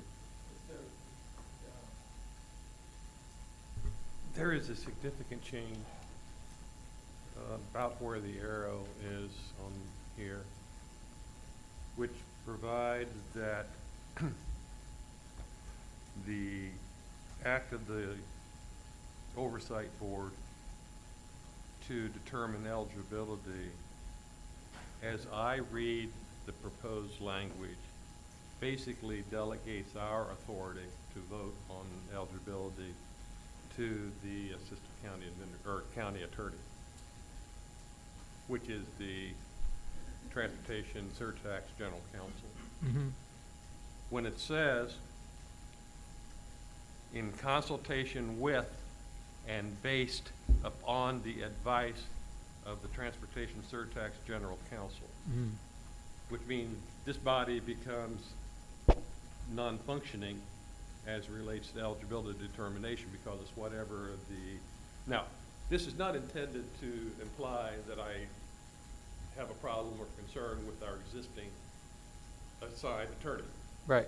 She's given me legal advice for almost 20 years, and No, I majority get of it. the time she's been right. But in this particular case, I do strongly disagree with the way it is written. I would propose in the form of a motion, well, I don't need to make a motion at this point in time. I think we need to have the discussion first. Okay. All right, so you're talking about that last sentence Yes, where, just before you hit A. right. I apologize. Could you point to just the page number and line number? This would be page 13. And there's an arrow pointing right at it on the Well, left-hand I'm sorry. side. I think he's referring back to the, If we just, page 12, line 4. Mr. Allen, if we left it with, in consultation with, and struck the 3 words, and based upon, actually, there's more words to strike, but if we struck and based upon the advice of, That would do it in my mind. would that work? Because we would then be having consultation, but making up our own minds. It also goes back and refers to the same language that applies to the county commission, which is in consultation with the county attorney. Not the advice of county attorney, it's the consultation of county attorney. Okay, but why do we need it at all? We're going to have our attorney, we have our attorney, we're gonna take their advice. I mean, We what may ordinance not. says that? We That may says, not take the attorney's advice at that point. in no, time. we will listen to the attorney's advice. But it says we, based on the advice. But why even have the end sentence? I agreed with you the first time. Cut the except part, leave the first part. Okay? I don't think we need the sentence at all. I understand Mr. Chair's point that why is it necessary in the ordinance to begin with? It's a lot of, it's just additional language. I don't know what it really does. Well, interpretation of a statute is basically a legal determination, and the applicability of a statute is a legal determination. And if we just think about the two occasions, possibly three, during which this body considered proposed projects and proposed expenditures, what happened? I was asked, are these eligible? And we put the screenshot from the statute, and I read what the language says in the statute, and I said, yes, the projects that have been presented in each of the categories are eligible under the statute. That's how the process has worked. And it is, statutory determination is a legal determination, so it would be. And I think we added in consultation with, based upon Mr. Allen's request at the last meeting, but the county attorney feels very strongly that it needs to be based upon the advice of counsel, which is what has occurred thus far when we've considered proposed projects and proposed expenditures. You mean in the last 8 months or 9 months? Correct. During the time that this body has been in existence. Yeah, but we've only been operating for a short period of time, and I hire lawyers all the time, and I've been in rooms where one lawyer doesn't agree with the other lawyer's perspective on things. So I don't know why we need to add a language in there that requires, first of all, we're the independent oversight board, and now it's feeling like we're becoming the Broward County Oversight Board. That's what's worrying me a little bit, is that you're saying that the county attorney feels adamantly about this language. Well, we listen to you, okay? When you advise us, we listen, but I can't say we're always going to agree. I can't guarantee that. And so why does that word have to be there? If you speak to what the Florida statute says, then we should listen, and if you point it out on the screen, this is what it says, and we're not smart enough to figure that out, then shame on us. But I don't know why it has to be written in ordinance. And I don't know why we have to give it such strong teeth. I don't. Chair, again, for the record, it was to protect you all because you're acting in a legal role. You're making a legal determination. We've had this discussion at previous Oversight Board meetings. And just as the ordinance specifically states that when the county commission is making a determination of eligibility under the statute, that it will do so in consultation with the office of the county attorney, just above this, on the previous page, it's intended to just provide you with a layer of protection. Tell me where it says that exactly. Okay, so in the new language of subsection H, it's under section 6, right before section 7. It says, thereafter, the county commission in consultation with the office of the county attorney will determine whether the proposed project meets the statutory requirements. We are treating the Oversight Board similarly to the County Commission in that regard, and because you all are volunteers making a determination of eligibility that is statutory, I think that that's why that language was included. Mr. Chairman, Okay, but yes. consultation with is different than advice of. And based upon the advice. So if you want to leave it in consultation with the Transportation Surtax General Counsel, I would agree with that. Basically, the motion then Same as the county. would be the same language as the county by striking and based upon the advice of.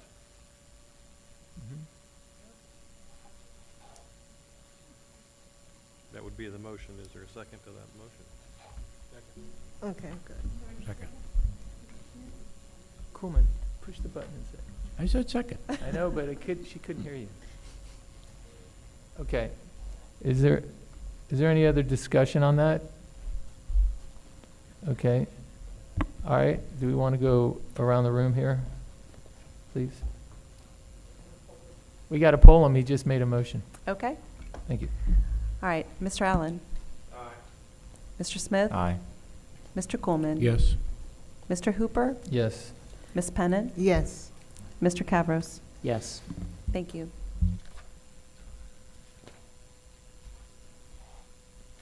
So moving on from there. The next area that has a few changes that I just wanted to bring to your attention, unless there are other questions that come up, is in Section J. The ability for the Oversight Board to make recommendations regarding best practices or methods that can improve projects or expenditures exists in Section J as part of your very broad project oversight responsibilities. Any questions on that? Okay, we're going to move to the annual audit section. And I know that it's going to be some discussion about this particular section. The top of the page, subsection 1, the Oversight Board may retain a performance auditor to perform and complete a performance audit of projects funded with the transportation surtax proceeds as provided in Section G above. And based on our meeting in September, where you all had a presentation from our county auditor's office, I received direction about looking to find firms that may be interested and capable of doing the type of performance audit that was discussed.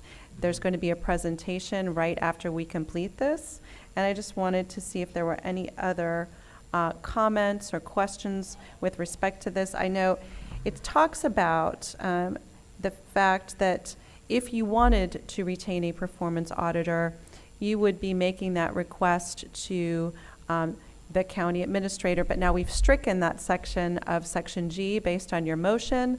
So I was just looking for a little bit of direction about how you would want to go about making a request to retain an auditor.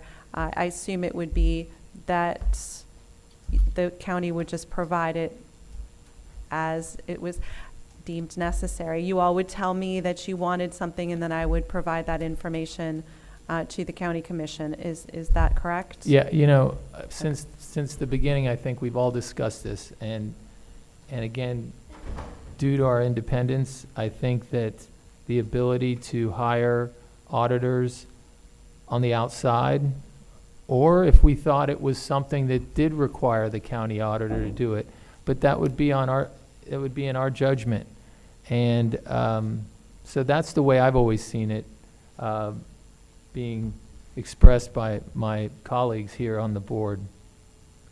Does anybody else have any? No, I agree. We need to absolutely retain that ability to bring in outside auditors, absolutely. I concur, for the record. So that takes us to our conclusion, and again, I just wanted to point out that this will be set for public hearing on November 5th, 2019, Tuesday.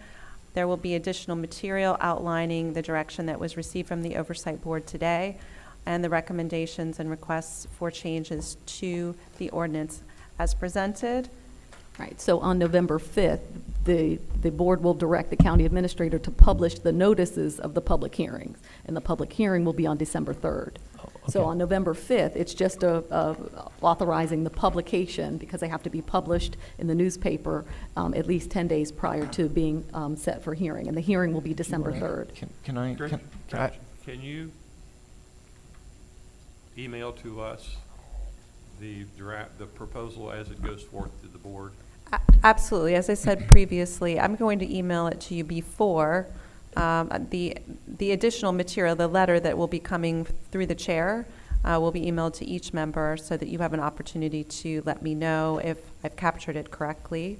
And then it will be submitted as additional material. I will also be notifying you when the public hearing is taking place, but Angela has just told you it's December 3rd, so if you'd like to be there, please let me know so that I can let the mayor know.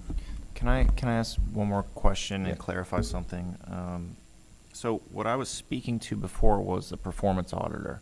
So just to be clear for the public and everybody here, there's two components. One, we have a fund that's separate from the county financial statements, but also included in the county financial statements, and that's one audit. Then we're talking about a performance audit, which is what we were talking about before, which is what metrics do we use to measure these projects and so forth. We're going to spend a lot more time defining that. On the financial statement audit and the annual audit, with what I'm reading here, what are we retaining our ability in the future to come back and say we want our fund audited by a separate auditor? Because our history here has been we approved the county auditor to date to also separately audit. Do we have the right to come later based on the language that's here and say we want to have our fund separately audited at the fund level, just the financial statement audit if we so choose? So I think the recommendation that the Oversight Board has requested is that the ordinance reads such that the Oversight Board has the ability to retain auditors. Yes, but Right. this is why I'm making the distinction Right. between the first, item 1 is a performance auditor. Okay, item 2 talks about the annual financial audits. So those are two different engagements. And the way I understand it is for this year, we've agreed to use the county auditor, and there's going to be a separate report on our fund. But on a going forward basis, if these, I just want to make sure where we started in the ordinance and what's proposed now as it relates to financial statement audits of our fund. Because they're really two different things. Right. I think what we're saying is what you want is the original language from the ordinance to remain, which is that you could retain any kind of auditor. Any kind of auditor. And so that's what will be included in the recommendation. Okay. All right, I just want to make sure because I think we. That's the way I read it, too. Okay. Thank you. Yeah. And just a question on that point. Yes. Was there a reason that in the amended language that we do not have the authority for an independent auditor? So during a previous meeting, there was a discussion regarding the statutory requirement for the county to have an annual single audit that includes all of the county, all funds that come out of the county budget, the constitutional officers, the entire county, the enterprise funds, which are the airport, the seaport, and then this will be a trust-funded account. There was discussion regarding how the financial statements should be addressed internally, and the request that the financial statements are treated the same for the Transportation Surtax Trust Fund as they are for the other enterprise funds at the county, and we agreed to do that. And there was there is a firm that's been retained by the county to conduct that annual single audit. And we received information regarding, we had the firm, representative from the firm come and make a presentation, and that representative indicated how they would approach the single audit, and this body was willing to have the single audit for the 19 fiscal year performed by that entity, and that's how we got here. So that contract was amended to include the single audit, the audit for this fund as part of the entire single audit that's part of the contract that the county currently has with the external auditor. That's how we arrived at this. But we understand that this body is requesting the ability to retain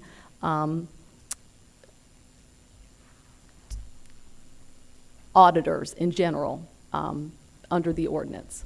And so that recommendation will be included in the letter that's provided to the county commission. Okay. What do we got next? Okay. up next, if I could ask Ms. Levitt to come up.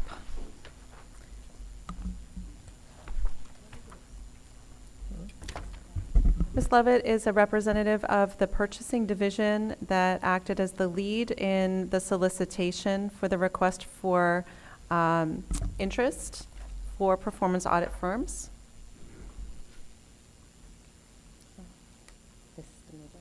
Okay. All right. Okay, no problem. Good morning. Thank you for having me. So I just want to talk a little bit about the request for information that Ms. Cassini requested for me to look into if there are any potential performance auditors that could provide an audit of the Surtax Transportation Oversight.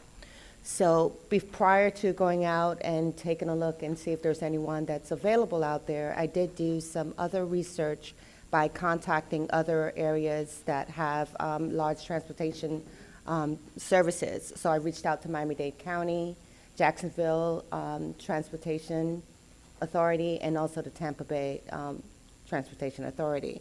And in speaking with them, I found out that they do their performance audits internally. So they do not have an independent audit that's done over their transportation.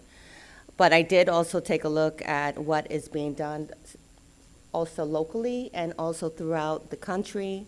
And we developed a scope of work. We were just looking for performance auditors with concentrations large transportation programs and operations consistent with Surtax objectives and eligibility requirements.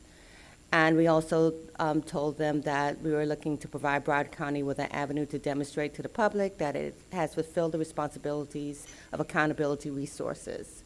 So Broward County uses a system called BidSync, which goes out and provides bids, throws a net out there, whoever is available to provide a bid to anything that we want to purchase.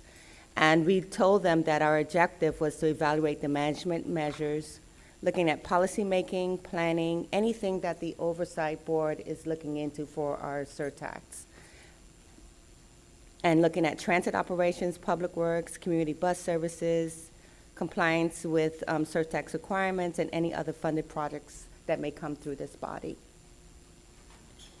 So what we sent out was a scope of work, information questionnaire, request for work samples, which we do have if you request to look at them. Those are actual performance audits that are done on large transportation bodies. We included our general terms and conditions and a vendor questionnaire and requested references as well from anyone interested. So what we typically do is go through the National Institute of Government Purchasing, and we use our system called BidSync, which is a electronic website that someone could submit a bid to the county. And we tell BidSync that we're looking for people who do performance audits, we're looking for auditors, someone that has any experience with management consulting, transit management services, traffic studies, anything. And that's how we throw our net to see who is eligible and who provides services. And the way BidSync works is that when you register to do business or to get an alert, let's say, that there's a bid out there on the street, you say that I do these type of services, and so what it does is send them the bid. So what BidSync did was sent out this bid saying that we were looking for a performance auditor for our transportation surtax or for our surtax, and it sent out invitations to over 15,000 different bodies. Out of that 15,000, believe it or not, only 43 actually looked at the bid. And it also tells us what qualifications the bidders had. So we know if they had minor business enterprises, small business enterprises. So if you were looking for any particular body that just had those designations, you can already know who already has those qualifications. So once we sent it out of the 43 that actually looked at it, 6 of them said that they are interested in providing us with the services if we wish. They're from Florida, Texas, and Virginia. And we have some work samples that they provided with their responses, and also references, anything that you should wish to look at them. Any questions? Since I made the motion at the last meeting to do a not a solicitation, but an RLI, I perhaps was overly or did not clarify exactly what I was looking for. I wasn't looking for, at that point in time, a total solicitation of, I was looking for the process to go forward with a formal solicitation. And I was impressed with staff's ability to turn this much around at this point in time, but I do have some concerns that, at least as it relates to the 6 firms who did respond according to this list, when I do an independent Google search on them, I find very few instances where they have actual auditing experience that we're looking for. I think what we're looking for going forward. The specifications or the requirements that you advertised, did they include a recognition that the audits would be conducted as GAS, generally accepted auditing standard meetings? Yes, we did put that in the qualifications. Okay. And just to let you know, this request for information is just to give us an idea if there's anyone interested. Right. We haven't vetted any of these responders, so the capabilities or the responsibilities, we haven't really dived in to see if they're able or they have the capacity to do it. Mm-hmm. So what typically happens when we do a request for information is just to test the waters, to know if there's competition out there or if there's anyone available that can provide the service that we're looking for. And then we can, if we know there's competition or eligible parties, then we can go into a more detailed solicitation if needed. And Yeah, I think down. Yeah, no. And it's limited to the universe of Yes. entities that are registered in Right. that system. Yes. Right. So. That's right, bid sync. But I was just somewhat concerned that we didn't see large-scale national, international experience in the subset that we got back. Yeah. And I think it's just a product that we need to do staff needs to do additional research on trying to clarify what we're looking for. But I don't feel that we're that rushed, because at this point in time, we don't even have the matrix on how we're going to measure performance, let alone auditing performance, or how that whole process is going to go.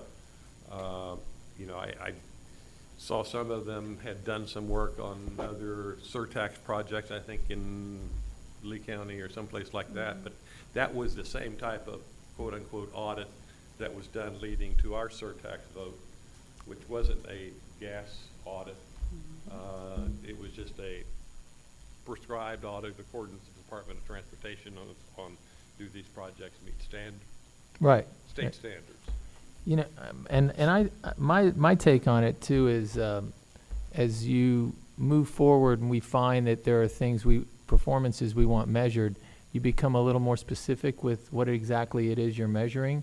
And there's probably companies out there that are looking for that specificity, that focus in on that particular type of performance. And it seems like we were casting a big net out there. I agree with you. And thank you for your work. I mean, it was quick how quickly you did that. But it also showed us a great deal of information on what kind of bidders are out there. I think I've spoken to staff, and there's other ways around this. There's other ways to accomplish what we want in the future. And I'm sure we'll talk about that more. But As well as, and I think I said this in the past, is divvying up the work between external auditors and our own commission auditing staff relative to having the ability to do some of these audits, performance audits internally versus a formal solicitation going out. Mr. Chair, I think what's interesting here is that the word performance audit, or the 2 words performance audit, is really is up for interpretation, and I agree with Mr. Allen that we can maybe slice that up in different ways. I mean, I think to me I think there's an accountability to, yes, these funds were spent the way they were supposed to be spent, but it's also, that's almost the more boring part. I think the interesting part here is, how do we define really relieving congestion? I mean, how do we go back to the ordinance and come up with something innovative with this group, you know, in terms of maybe some value add recommendations. I mean, a lot of auditing is history and ticking and tying. I think we can utilize the county in some regard there. But what I want to get into with this group at some point is who's really leading the charge and looking at these things, even internationally. I mean, this is a huge project, a huge undertaking that we're going through here. So I think even benchmarking against other projects in Florida is a little bit dangerous when we start to go down the road really of what does performance mean to the public and to the ordinance here, and how are we going to get somebody to come in and really look at things differently. So that's, and it's going to be a whole process we're going to have to go through to arrive at that. Mr. Kuhlman? Yeah, if and when we go down this road, that's fine. I'm interested right now in what our current auditor is doing for us relative to Surtax, because I understand we have someone assigned to that. So while we may test these water later in more detail, I assume they're looking at, or are they looking at anything relative to performance, or, you know, we don't have projects built yet, so it's a little hard to worry about performance since we haven't done much. But I appreciate you being here, and I assume you're taking all this in. If you want to comment on that, fine. Hello, yes, thank you. My position was just recently funded as of October 1st as far as being assigned to the Surtax. I have been with the county for a long time. So no, we really haven't done much yet. But we will be creating a plan, and we will be able to provide a lot of services. Certainly the traditional ticking and tying and looking at individual contracts, projects, and things of that nature, more of the traditional audit with, for lack of a better term, a performance aspect to it on an individual project level. I hear what you're all saying about looking maybe more to program more comprehensively. Mr. Melton does feel that we can be of service to you in that regard, but other comments that we do need to get operational and first develop those measures and really give some of those projects time to actually perform before auditing their success or other means is also reasonable, you know, to not need to really react on that right now, but to give some of this some time to really kick off. I hope that answers your question. Yeah. Yes. Well, sorry. Yes. Go ahead, Anthea. No, I'm just, you know, if you're measuring performance, and I know we haven't done anything yet, you still have to have some baseline data. And so I'm interested in understanding where we are with gathering those data, especially on the projects that have been proposed over the next 5 years. So that's something to look at. Where are we now? So once we start doing something, we have a way of measuring the impact that we're making. And I can actually, that's kind of what I was going to jump into, and then I'll let the county auditor also respond to it. I'm an auditor by trade, so in an audit, you have 3 phases. You have planning, you have field work or testing, and then you have the reporting phase. So in the planning phase, to your point, this is where we are. So there's nothing stopping us from thinking about, we know what these projects are going to be. I know they're not happening yet, but these are, I mean, we know what they are, right? They're together enough to be submitted and approved. So we can start talking about, and the county auditor can certainly start thinking in a deep way about what does the performance mean for these projects, and coming up with those metrics and vetting those out and planning what we're going to measure to, if not exactly what the procedures look like, but what do we want to get back that's important to us. Certainly there's nothing stopping us from doing that. The planning phase can start, I think, once they ramp up. I agree. We already have some goals and objectives that are outlined in the ordinance, so I think that's a good place to start. Ms. Cassini, did you have something to say? Well, I just wanted to let you know that we are starting that, and we're working on that through the Open North contract with the auditor. We have some new staff that have joined us that are working on that as well, and I'll be talking about that a little bit later. and this may not, when you talk about planning, I think of something else, but I know maybe we're not thinking of the same thing, but this is where I align with staff in a way that I think that they are looking for the most innovative ways to make our systems work better, whether it's through equipment or technology, communication, everything. And so I am very optimistic on the planning stage that we are in very good hands and that it's going to be moving forward. It's the performance and then understanding what that plan is to provide for the future audit is what you're talking about, correct? Like understanding the plan and then, but I do believe that, because you did speak to why wouldn't we look for newer and innovative, I think you said something like that. And I've been around through for other reasons, I've been around Broward County Transit and others, and I have a lot of confidence in their ability to think outside of the box in that regard. Good? We good? Okay. No, absolutely. So just real quick, the planning in an audit is really the design of your procedures and just thinking about, what you're going to benchmark against in general, really. Okay, what's next, Gretchen? Do you all want to take a break, or do you want to keep going? I'd love to take a break. Okay, take a Everybody quick else? break, and then Sandy Michael McDonald's going to be giving you an update on his small business outreach.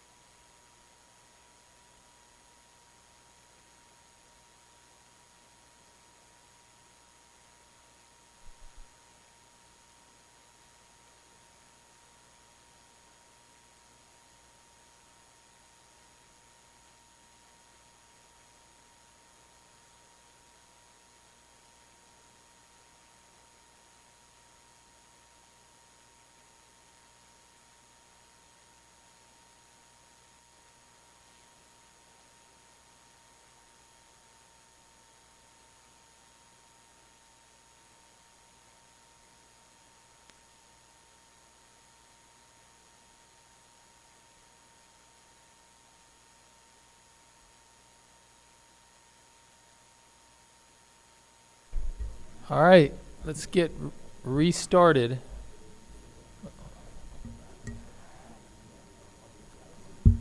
So, hold on. The next one.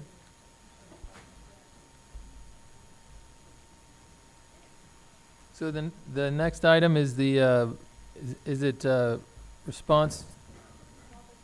I'm sorry. Small business engagement efforts quarterly update. All right.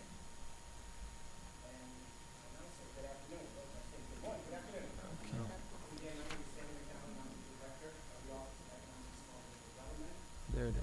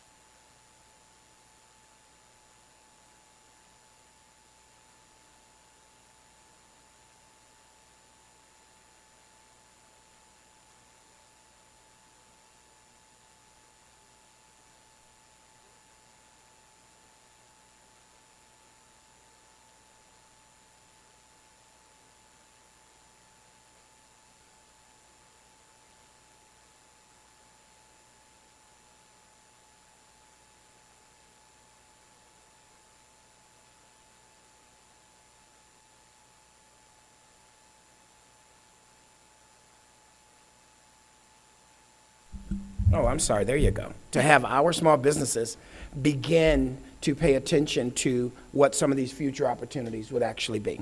And again, you'll also see that outside of the sessions we had, and there'll be a list on one of the future slides, we also made sure that any meeting or session that I was attending over the last 90 days, that we also, if I was speaking, that was a part of the engagement. Any opportunity we had to share, even when we went to the Conference of Minority Transportation Officials, we belong to that national association in Tampa. I had a chance sitting on the CEO panel to explain exactly what we're doing relevant to Surtax.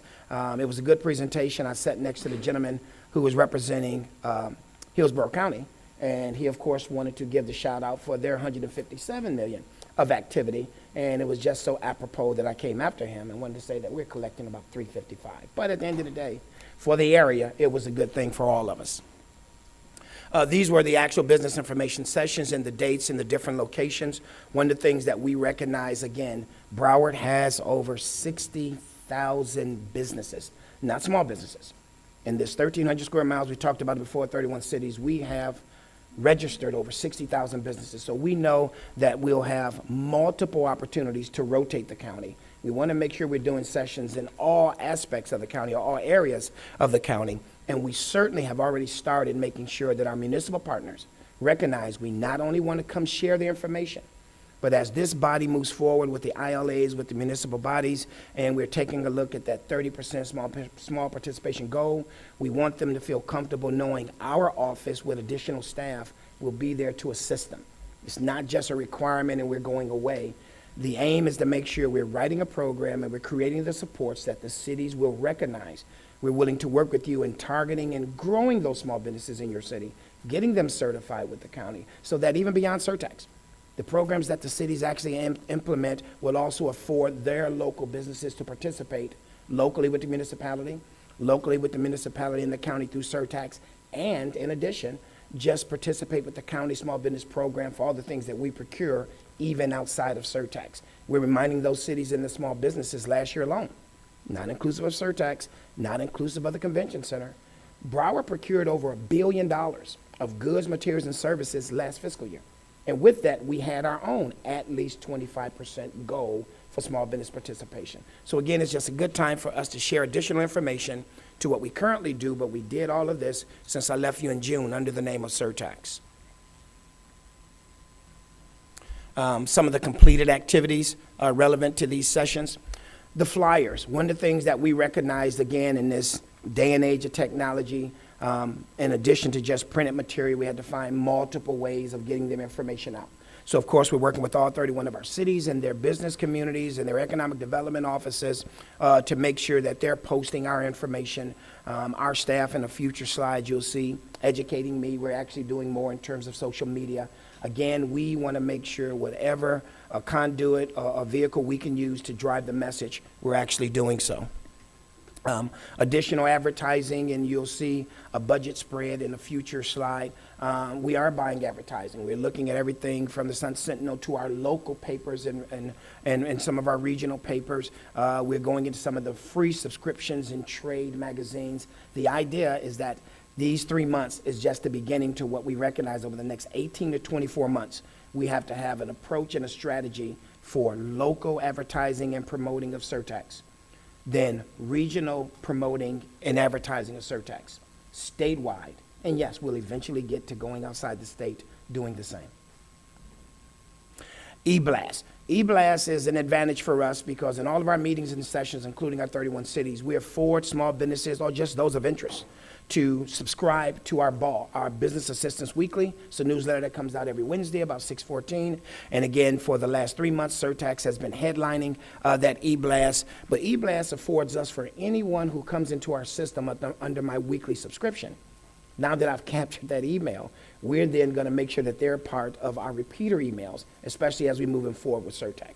So again, it's one thing to have a newsletter. It's another thing to be a part of the county's process and our e-bulletins where this information is also shared. It's another thing for our 31 cities to also say, hey, Mr. McDonald will also post your Surtax activity.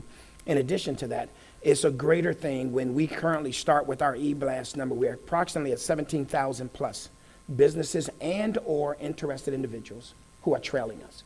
So they're now a part of receiving this information in addition to the newsletter that we send out every single Wednesday. And again, as I mentioned, social media. So we actually have a dedicated staff as a part of how we market, brand, and take a look at the ROI in terms of engaging our business population. Right now, we have one of our outreach staff who's also doing that for Surtax. You'll see in a future slide where we talked about in June, me bringing on 2 new staff, one on the small business side, helping us to work with the agencies in the cities, and others on the marketing side. When we bring that person on, they'll both be on the month of November. They'll be a dedicated staff towards making sure that the message flow is accurate, that we're finding other creative ways to reach that niche, reach that population, and again, working with our partners to make sure that the message about Surtax and business opportunities flow throughout Broward County and beyond. Expenditures to date. Again, we kicked this off with your permission and get direct instructions from county administration, again, just on the advertising side. So we spent a little bit more than $12K finding different ways, different media partners, different community partners to just share this message with those e-blasts, those flyers you saw, some of the other social media print pieces. What we're putting together that in a future slide we'll share with you is going to be our strategy to complete this year in terms of addressing inventory and other opportunities with transportation, but to start next year an actual campaign as, again, to make sure that we can put strong concentration into Broward-based businesses, not just small, Broward-based businesses, and beyond Broward again, then I want to do the region, then I want to do the state. Projects reviewed to date. There were projects that came across our desk that had Surtax written on it. I do believe that Surtax also was the opportunity for some of the projects which were eligible from the county's transportation department and or highway and Industries Department to identify eligible funding sources for projects they already had. So you will see where you have 1 or 2 projects that had my original CBE goal. It was revisited, and this is one of the things that we're clear about. This is one of the things that in the future I'll make sure we're very clear about with our cities as we look at the 30 for 30. The idea is that we would love to achieve a 30% goal on the procurement activities for Surtax. But again, as I mentioned to you in June, we recognize all things we procure will not be in the wheelhouse of small businesses. I start each one of those workshops off reminding my small businesses as I'm informing. I ask each one to raise your hand if you currently manufacture buses. And of course, none of my small businesses can raise their hand. Well, then raise your hand if you happen to be one of Department of Transportation's 6 approved seller of transportation buses. Of course, none of my small businesses can raise their hand. That's just our example to prepare them that the 30 for 30 is for eligible contracts. And eligible contracts means the things that can be procured and or subcontracted by small businesses, as well as when we have enough, small businesses in our directory. That's the key. That's the other part about the capacity building. That's the other part about starting this first 5 years to get to the first decade, to get to the 30 years, growing small businesses as well as their participation, is recognizing the areas that we're short in small businesses. So we've been doing each one of those workshops you saw, and we start conservatively. I think I mentioned to you in June, we're telling the small business community for that $355 million estimated capture a year, we're only looking at 177. Conservatively, because we recognize capacity, but more important than capacity, we recognize there will be some purchases that has absolutely nothing to do with small business. And it's based off of that 177. We want to make all the efforts possible to make sure that small businesses can participate in those opportunities via county projects and, of course, future-wise with the cities. Coordination with the MPO. We just had a meeting on the 4th to explain our program. And it was a very good meeting, I believe, but I'll let Mr. Riddle at some point speak for himself. But we drilled down to explain our program via the county ordinance. Then we went back and drilled down and explained our program via the ordinance and my information I presented to the Surtax committee via what we're recommending that we do, the MPO does, and your group via legal do in terms of assuring that if we all want everyone to participate in the 30%, it's not our office's plan to abandon anyone by simply saying, hey, here's the goal, go do it. We want to make sure either it's through your ILA or through administrative procedures they recognize. We will assist, as we currently do with county agencies, with the solicitation language. We have no intention on being anyone's procurement office, but when it comes to the cities, we can offer you the solicitation language that we currently use that informs those who are interested in bidding of exactly what the requirements are. We make sure in that language it speaks directly to our office. Anyone bidding has a chance to call us in advance, email us in advance, come meet with us in advance to talk about the small business program, the NACE codes, which is North American Industry Codes, and help them to identify vendors to use. We never pick vendors. We just share with them what's in the directory based on vendors who are actually certified. We want to let them know in advance that as they're looking to present their projects to the MPO or to this group to be approved, that we'll work with the project managers in the beginning to make sure that we are identifying a realistic goal. Again, every project won't have a 30% goal. Some will be higher, some will be lower, some might not have one. But we want to walk them through the same process we currently walk the county agencies through. And then with that, we want those cities to go out for bid. When they get their responses and their bids back, then we don't mind. We want to review to make sure, based on the prime contractors who are identifying small businesses to use, that as they identify them, similar to what I do right now with all agencies, we review them. We make sure that that small business is in good standings, they are certified, and then we create a memo just sending back simply saying, based on your project, based on your recommended award, or based on our review, these CBEs are in good standing. So now you have the CBEs tied to the prime contractor for whatever the projects the cities are doing. And then folks are on their way. But you heard me talk about earlier that solicitation language. That language does mention that the prime, similar to my county primes, will be responsible for the MUR. That's the monthly utilization report. That's a very easy way to just notify us monthly that, hey, this is what we did, these are the subcontractors we used, this is what we paid him. We use that process to make sure that we're moving forward towards the goal. We don't want to wait 18 months or 2 years into a project to find out that though you selected them, you never used them. So we require a monthly utilization report. And again, it's harmless. Any and every county prime who currently works on any county project, including those, the $1 billion out at the Convention Center right now, the $2.7 billion that was completed over the last 9 years at aviation, port, any county prime over the last 15 years have all used the MUR. We're just getting ready to say, if you now are county prime and you plan to participate in Surtax, you'll continue to do an MUR. If we end up, which we probably will, with some new vendors, again, from the solicitation language, we're there to help them understand the MUR. Recommended review and compliance process, that's what I just described. This is what we're sharing with the MPO. This is what we're going to be sharing with the cities. This is what I'm going to work with Ms. Wallace from a legal perspective to make sure that whatever is needed in the ILA to support and assure the cities that we're there to support them for the process, that language is written on the front end. But whomever they end up as individual cities identifying based on different projects to be that project manager, whomever, that's the individual that'll be working with my staff directly to make sure that we're following whatever ends up in the agreements that they're agreeing to.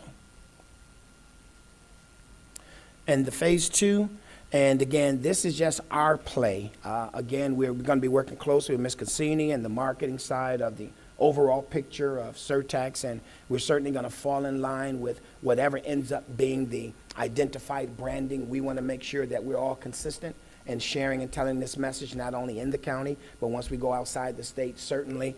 But for right now, to focus on our local businesses and our local small businesses, this is our 30 for 30% Broward County certified business logo that we're currently using. And again, every document has that asterisk for all eligible subcontractor opportunities. I don't want someone to think at the end of the day it's on everything. So we've decided from day one that for eligible will have to be written on everything we do. If I ever do any radio, you'll hear me say it there. We do television the same. That's going to be the key. We don't want to be misleading. But we do believe, even for the 177 a million a year capture, which is approximately 53 million for potential small business opportunity, that's a major opportunity for small businesses in Broward. So again, we're proud to say that, but we just want to be clear on how we pass that information along. And, yes, sir. Is this is going to be the branding we use, like, in front of a project or something like that? No? No. This is the branding that we're using coming out of the gate as we're educating small businesses in the business community to the small business program. We will end up being married to whatever ends up being the universal branding or the marketing on how we end up pitching Surtax in its entirety. So what would, by looking at that, what would drive me to either your website or to more information? If I look at that and I thought 30% for 30 years, there's a penny there, penny times 30 is 30%, they're spending 30 pennies. What I would like to know is, if I went to your website, I learned more about what that 30% means, and hey, maybe I could bid on a project and if I'm a small business contractor. The answer would certainly be yes. And even I think I have it in one of the future slides. The full banner that we use, the heading is 30 for 30. If you remember the June 27th meeting, actually I do know I have it in one of the slides, that information that spells out the 355, the 177, the 53 million, that's all a part of every single sheet. We come off the 30 for 30 and we go straight to the dollars. Good. We're hoping that's what's going to attract a business and or small business to be interested in what we're trying to push. I have a question. You say for all, can you go back to the other slide? For all eligible subcontractor opportunities. Now, I guess I'm concerned about, is it segregating the dollars on some level, you know, separating the dollars? Because I want to know that at the end, if we're spending $16 billion over 30 years, when we look back, we've spent 30% of that $16 billion. And when I see that language, it's making me think that it's only those opportunities that have been carved out that we're doing the 30% on, Or are we doing the 30% on the overall budget? We are not. I don't want to say you. I'm part of you. We are not doing 30% on the overall. And that was the example I actually gave with the buses. That's a realistic example. Someone's going to spend money on those electric buses. Those electric buses have no subcontracting opportunities whatsoever. Not even the guy who might drive the truck that bring them in from out of state. There's no subcontracting. So in fairness, I can't hold your goal and small businesses responsible for something they have no opportunity to participate in. So again, we will be reviewing every single project and contract. And based on reviewing every single one is based on that determination if there's a eligible subcontractor opportunity, even if it's only one as a part of a project. We want to include that, yes. So my concern then is if in some areas we're not able to hit the 30%, then in order for us to make sure that we hit that overarching goal, that we have to raise the bar a little bit in some areas to ensure that at the end of the day, that 30% represents 30% of the 16 billion that we are supposed to spend. And certainly, I mean, I may need to look again at the ordinance, but yes. I don't want to shortchange our small business owners at all. And I know you're not. I know your heart, Sandy, that you are all in when it comes to small businesses.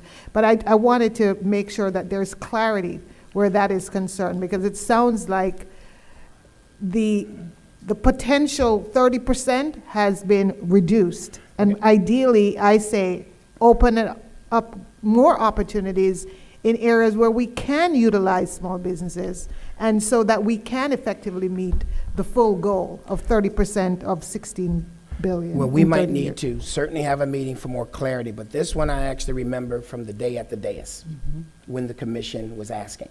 And the first question was from one of my commissioners, can we look at 25%? And the other commissioner then, can we look at 30? And then when I was brought to the dais, we talked about the 25 and the 30, and I said the same for both. Based on capacity growing, and this is different than a project like the convention center, 3.5 years, that's over. You have capacity opportunity for the next 15, 20 years going into a 30-year project. So you can continue to grow. Based on those opportunities and the development and technical assistance we're offering, yes, I believe we can achieve 30, and then on the record we said for eligible contracts. We use that one example for the 16 billion. Never was it an intent for us as small business, and we've been very clear with all of our small businesses, there's things that's going to be procured that small businesses will not be able to participate in. So we've started from that angle. So I also believe that even the ordinance, and we can certainly go back and look, the ordinance also took that same little asterisk for me, and they wrote the word eligible, because we knew when I was first meeting with everyone, every contract's not going to be eligible. Right. Every one of my county contracts aren't eligible. Right. So we try to put that realistic number in there and go after that approach, which is why my other documents speak to half of the number versus the entire number. Right. So I think in addition to Mr. McDonald's example of electric buses and procuring those types of products, in order to leverage state and federal funds, we may need to combine Surtax funds with federal funds for certain projects and with state funds for certain road projects. And state and federal law prohibit us from assigning local goals to projects that include their funding. So that's another prohibition. And I guess it's maybe it's a subcontractor piece that is getting me, because it seemed like it should say for all contracting opportunities as opposed to subcontracting contractor opportunities. Because if you're telling me that there's some opportunities that are going to exclude small businesses. Yes. Right? But there are opportunities where these small businesses can participate fully, maybe beyond 30%. Ideally, I would hope that we would build their capacity to perform beyond the 30%. And that too is a part of the formula. Right. So again, the goal is 30. My county current goal is at least 25. I'm currently averaging 39 on my at least 25. We'll be looking at the projects, and again, based on the directory, the number of businesses, the available scopes, and the opportunity, it's clear, some will actually be more than 30. Good. Some may be less, and some certainly will be none. So again, we're taking all that under consideration as well. Thank you. And that's really for the record, Sandy. I want to make sure Oh, okay. that the public understands exactly what you're doing. Quick, very basic question, at least I think it's very basic. How do you define a small business? And in addition to that, I also see the term Broward County certified Yes. businesses. So can we talk about what these categories are and what the metrics are? Yes, sir. So for small business, we're going with the Broward County definition, and ours is, you had a county that from 1992 to 2005 or 6 was an MBE, MWBE program, Minority Business Enterprise, Minority Women Business Enterprise. That went away. In 2010, you then created a program, CBE, County Business Enterprise, tied to your SBE that you've never gotten rid of, Small Business Enterprise. So Broward currently defines a small business as any business in Broward County, your 1,300 square miles, that's been in the county at least 1 year. The personal net worth of the owner of that business has to be $1.3 million or less, not counting his or her primary residence. That one we just adopted from the SBA. What do you do if it's a partnership? Okay. Each partner would then be vetted, and they both have to meet those qualifications. And again, so think, even if it's a partnership, it's also to their advantage. When we're doing the personal net worth, they're looked at individually. When we're doing, which I was going to say the next one, for the business revenue, we're just looking at the business revenue. So in most of our industries, if the business averages $5 million or less over 3 years, and if the industry is construction, $9 million or less over 3 years, and if the business provides a useful function, and the useful function by the county is defined by a good, material, or service that you currently do in the course of your daily work.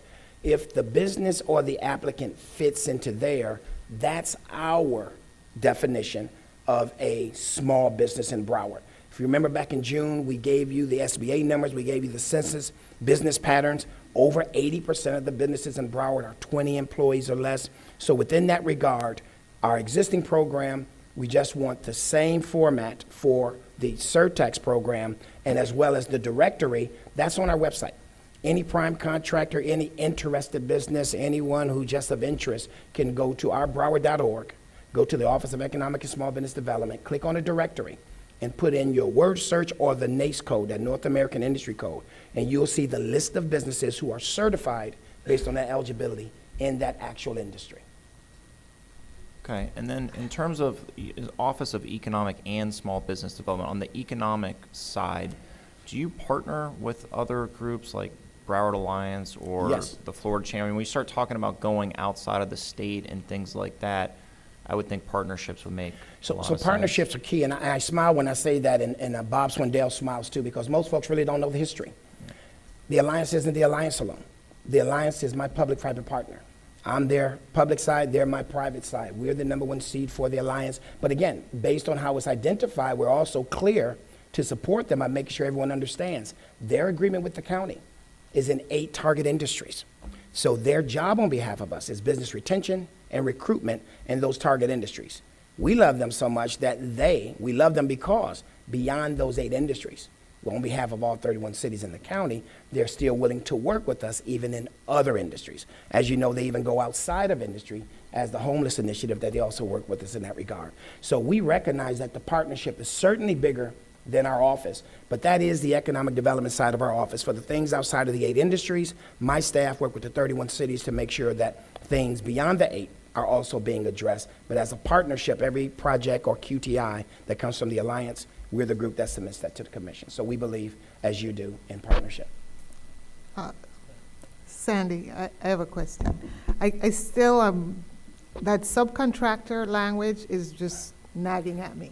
And the reason is, if I'm a small business, couldn't I be eligible to access a contract as a small business?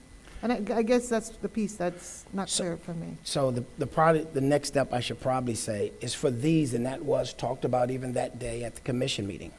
These are looked at as subcontracting because we believed, or as being introduced, the majority of the contracts were going to be in the volume, even beyond my existing small business. The other reason we looked at the subcontracting part is that if you look at my full program, even with the county, I do have some opportunities to do CBE reserves. See, that's what you're thinking. Where a CBE can get a contract directly with the county, he's not working for a prime. So those are CBE prime, CBE reserves. This didn't take under consideration CBE reserves or directs. Also, because we recognize that even if we create the agreements, we won't be facilitating city procurements.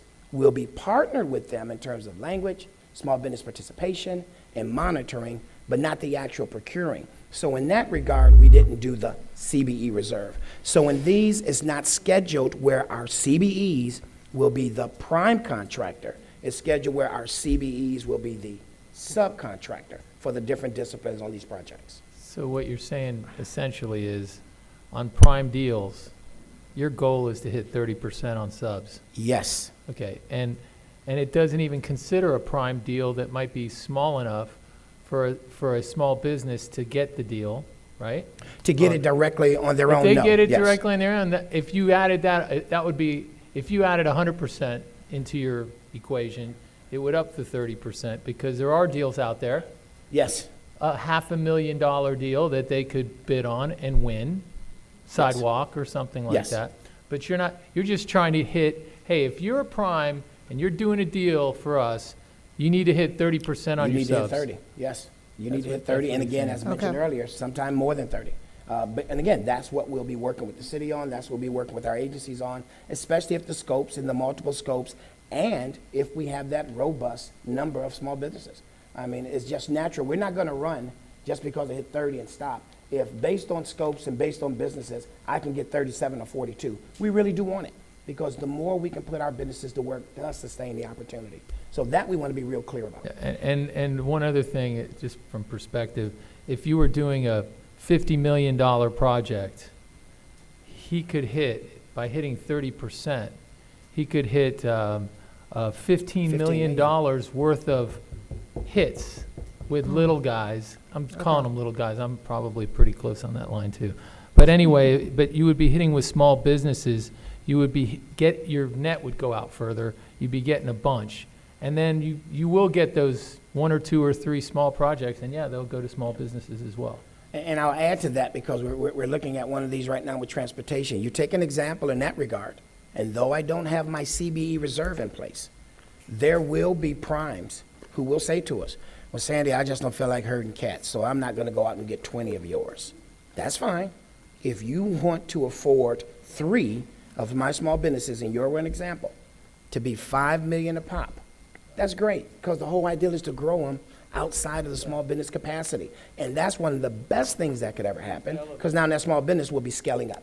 Right. And that's what they want to do. So we're hoping we get some of those projects where the prime has decided, I looked in your directory, and I have a chance to go get 7, or maybe I'll just get this 4 and give each one of them $4 million. We love that.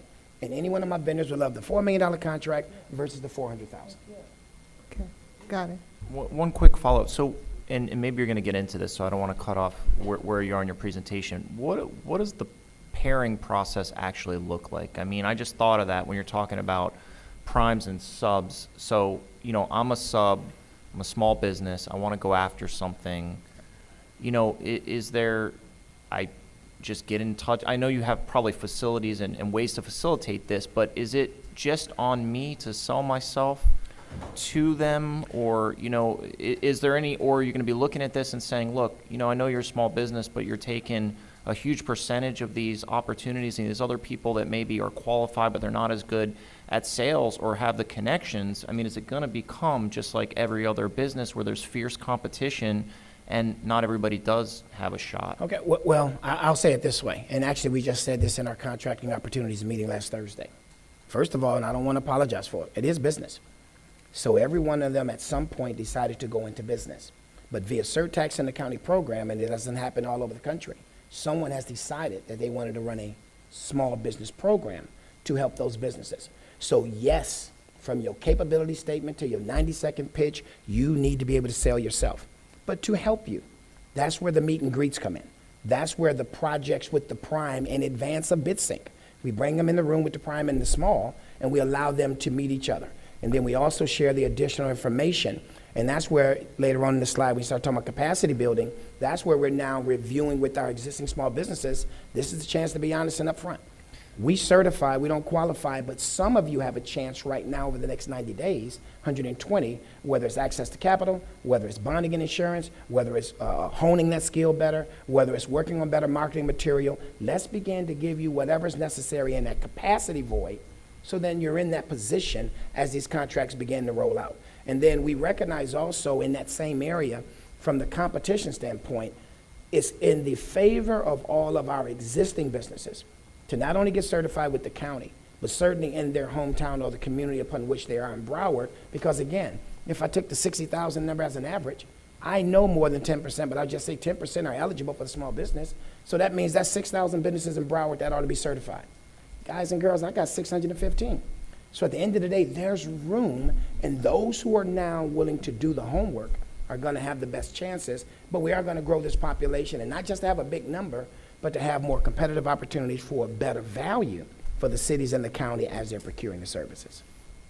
Yeah. Go ahead. I was just going to say, I guess my concern is that people that qualify, let's say they're at kind of the top of the qualification, they meet the qualifications, but they're large for a small business, and they have a track record, they're going to make it a lot easier on the primes to get in there and do the work. The prime's going to be able to rely on them significantly more. So I guess my concern would be we elevate those businesses over this whole program, and they do very well, but not enough of the other. And I understand you're just rolling out the tools. There's only so much you can do, but that's where, you know, because a lot of these prime contractors are going to want to make their lives easier, right? So they're going to want to look to people that have a track record, which can make it harder for other people to get going. I don't know how much we can build in. No. Philosophically, we agree with you, and that's why we do, and we will be increasing the number of technical assistance training, access to the vendors. See, and that's the other key. And just to be totally open and honest with you, many of our primes today who know from the solicitation, I got to use Small Business Go. Many come to our meet and greets, but most get to the last 3 days before they submit the bid to say, oops, I got to use Sandy Small Businesses. And most just go to the directory. And they're getting ready to go in alphabetical order and just grab 3 firms. Now, I'm making them married. You can't get a divorce. You're married. But to help that along, that's the same thing I tell the small business. Don't let him wait to the end. We make sure you have access prior to the bid of the potential primes, so as a business, it doesn't hurt you to send that capability statement. No. At my meet and greet, it doesn't hurt you to go step up and say one-on-one. Prior to that contract, it doesn't hurt you to say, hey, I'm the guy that's been bugging the heck out of you, and at the end of the day, I can meet that goal, and I can provide this service. That's some of the tools we're giving that lesser business to understanding you can rise yourself, because your point is also well taken. Most of my subcontractors or CBEs who are at that brink of graduating, they're excited about where they are, and they kind of King Kong hit their chest. So they're not as aggressive as they were 4 years ago, going to every meet and greet and doing all the capability statements and the outreach.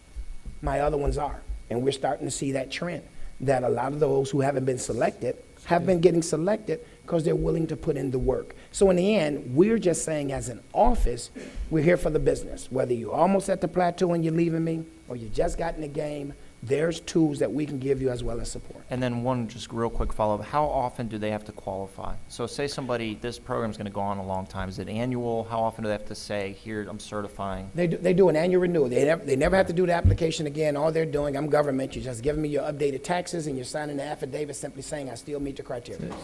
That's it. I haven't done any work for Broward County, so maybe you can answer this question on bonding, payment and performance bonding. Yeah, so again, most, if not all, the county contracts does have bonding requirements. One of the things that we do, even as a part of the solicitation, in our review specifically for small businesses, we go over those. We hold 2 bonding sessions every year. We do bonding education to try to put them in position. We do get small businesses who get certified. They've done so much private stuff and family stuff. They've never been bonded before, so we help them on the front end. But we also work quite closely with risk management and purchasing. We have real live examples when we've had bonds out here and the requirements that at the end of the day wasn't necessary or could be reduced. So over the years, we've had some reduced, we've had a few waived, but we try to make sure that our small businesses recognize, reduced, waive or not, if you plan to grow your business, if you plan to do more commercial activity, you're going to have to get to a capacity where you can be bonded. So again, it is one of the things that's always a challenge for small businesses, but again, we have workshops in place to address that, and I am happy to say that for the most part, 6 years ago, that was one of the top 5 on our list. It isn't. Our folks aren't having as much trouble with the bonding in our certified program. Do I have businesses in Broward not certified with me, where bonding's still a challenge? Yes, we do. Yeah, I mean, if you've got, how many thousands did you say? 16,000? 60,000 plus. Okay. Because I have a hard time, if I have a $10 million construction project and I'm negotiating with the bank to lower my bonding requirements, so I've got a bigger net to throw, and the sub, the MEP, mechanical, electrical, plumbing, and drywall, and that, you know, these are all businesses that are usually small businesses.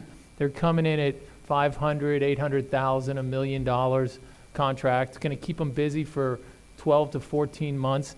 And I have a hard time finding small businesses that have bondability, so I end up having to go with the same 3 guys every time. And it's not, it wasn't easy for me when I was growing my business to become bondable either. So that's a big brick wall for small businesses. Which is why it's a part of the workshops in terms of capacity building. Again, we're happy to say for my firms, they're there, but there's at least a third of them who are there now because they work with us on the front end. So we recognize, even as we're casting this program, advertising and promoting this program, as we're getting small businesses interested in getting certified, we go to that immediate check-off list of small businesses and capacity. Bonding is one of them. So if that's your issue, we're open and honest about it. You don't need to break your neck to get ready to go to BidSync to go after this next bid. You're not ready. Let's get you where you need to be in terms of this bonding. If at the end of the day you don't have that access to capital that you need, that if you won this contract, you got to float yourself for 45 days. But then let's get you where you need to be so that you have access to capital. So again, we recognize outside of the existing small businesses, if we're really going to be casting this net and recruiting businesses to come get certified, what we do in terms of technical assistance and training will also have to continue, if not do more, because there is a group not certified with me who don't have that capacity today. So again, these were just some more of our trying to get our message out and our message across. And it was that banner that's to the left of me and the left side of the screen, that entire banner, after that 30 for 30, that next big piece flashes money. On my website, that's page after 30 for 30 flashes the money, trying to get them to recognize that these are genuine or legitimate opportunities for small businesses to participate.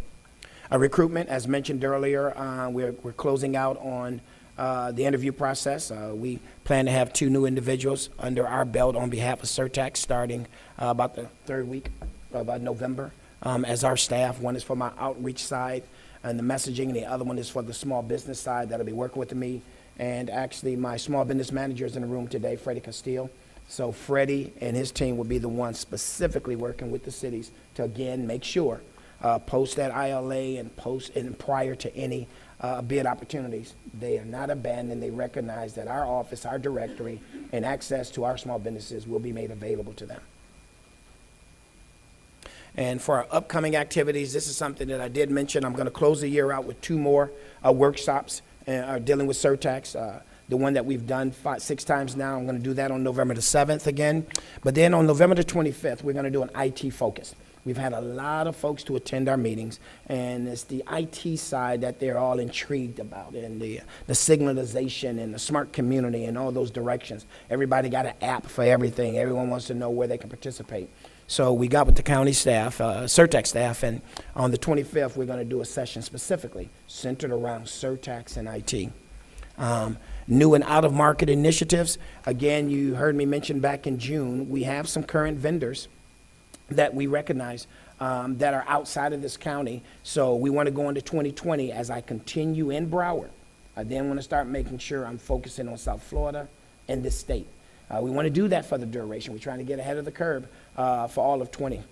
Going into 2021, we want to end up with a campaign outside of the capacity building campaign that helps us to begin to target businesses outside this state. That is where I'll be using my partners like the Alliance and the others. That is where I'll be continuing to work with Enterprise Florida, with the state. That is where we'll be working with our national site locators to then start talking about businesses that we know who currently participate in the county's procurement game for transit and highway activity.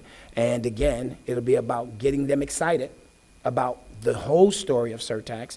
And I'm comfortable in saying many of them would recognize that these are not one-hit wonders.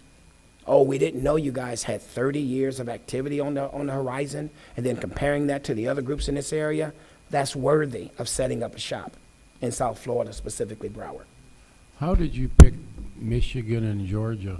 Well, we grabbed those two names, and if you go back to the June 27th meeting, I think it was another name too. It was another state, Maryland. Because those were three, and again, my next slide, we're going to be talking about the inventory that I'm doing with transit specifically. Those were three states that currently, for certain goods and parts for transit, we're currently buying from. So as I told transit, I'm like, okay, so for all the stuff we procure, you're buying goods and services there. Now, our job would be, and we don't think that they're special states. I mean, I'm born and raised in one of them, but it's still not special. Ours is to take a look at what businesses do I have in Broward that provides these goods and services. Not against Maryland, not against Michigan, not against Georgia, but if I have businesses, not just small, that provide these services, then I need to tell the businesses in Broward or South Florida or this state about our opportunity. And again, we want to do that because we want to bring those states competition. And then at the end of the day, if there's something unique that they do that's just not down here, that's where we then want to target them. So we had 3 names in June, but I'm glad to say, and it really wasn't because of us, so we're not taking no credit, but transportation had already been working on this. The Maryland group, and for their service, has already moved to South Florida, specifically Broward County, and they have a business now in Hollywood. So I'm even getting more details on that because I want to understand what they did. And in regard to the same service, I'm glad they moved from Maryland to Florida, but I still don't want them to be the only one. I want to take their service and take a look to see what else we have here too. So that's the only reason why we had those states up, because I asked transportation earlier in the summer, tell me some out-of-state locations you're buying stuff right now, because I want to know what's special about them and not us. That was it. Additional activities, again, the transit inventory, and Mr. Garling is in the back, and he and I were speaking about this. This is me and his staff between now and the end of this year going over the entire procurement list of goods and services they've been buying, and I'm more interested in those that they've been buying outside the state. We then want to take that NACE code, and then we want to do our homework beginning next year to see whatever we're buying outside the state, to first identify every business in the state that sells that good or service, then every business in this county that sells that good or service, and begin to market what we believe those real opportunities are going to be. We're also going to take his inventory list because he shared with me he believes there's things that they're procuring that's going to have a unique niche to it that may not be on the existing list, but for example, when he gets his fleet of electrical buses in, there's going to be different services than what he currently does. So I want those services in advance, because knowing those services, I don't need to go to another state. I can begin to shop right here at home to find out who can do that wheel, rim, and base for an electrical bus that's different than the existing bus. And if you can't, I'm telling you in advance, if you're here in Broward, you need to get your master technician trained or certified in that electric bus brake. Why? Because I got a new fleet coming. So transit hasn't been doing that for the last decade, but they're going to do it now. So why let that be discovered within their first 40,000 miles when you got to get ready to replace? We now recognize, oh, I got to go out the state to get it. No, you don't. Our job is to know your inventory and target businesses now. Hopefully that might be in Broward County. And if not Broward, South Florida, if not South Florida, state of Florida. And that would be it on the driving Broward's economy. And again, the last thing I would like to say is that it's an aggressive start for us, yet a slow start.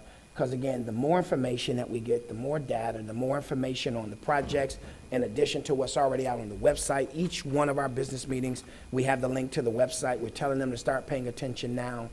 We recognize the more we get into that, especially with the cities, is going to be a better opportunity to begin to drill down on where the real small business opportunities are.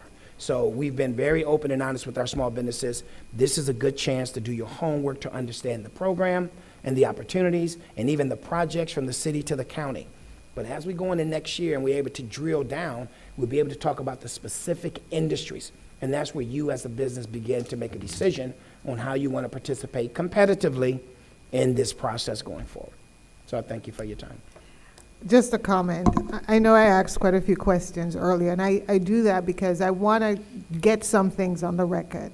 But I can honestly say that the citizens of Broward County can rest assured, and our small business community in particular can rest assured, having someone as Sandy Michael McDonald running the small business development program in general is a gift. And I know your passion, I know your heart, and you are absolutely a genius at this. And so, kudos to you. Thank you, ma'am. Appreciate it. Thank you very much. There's no more questions. Okay. Next, other business.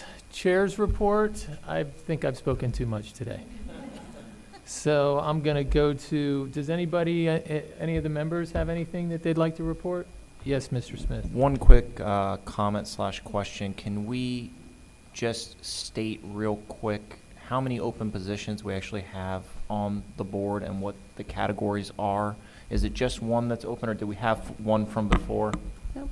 There's one position that just became vacant with Cynthia Chambers' resignation, and that's in land use and urban planning. I just wanted to verify that. Mr. Allen? I'd like to request for our January meeting that we have a status report on the audit.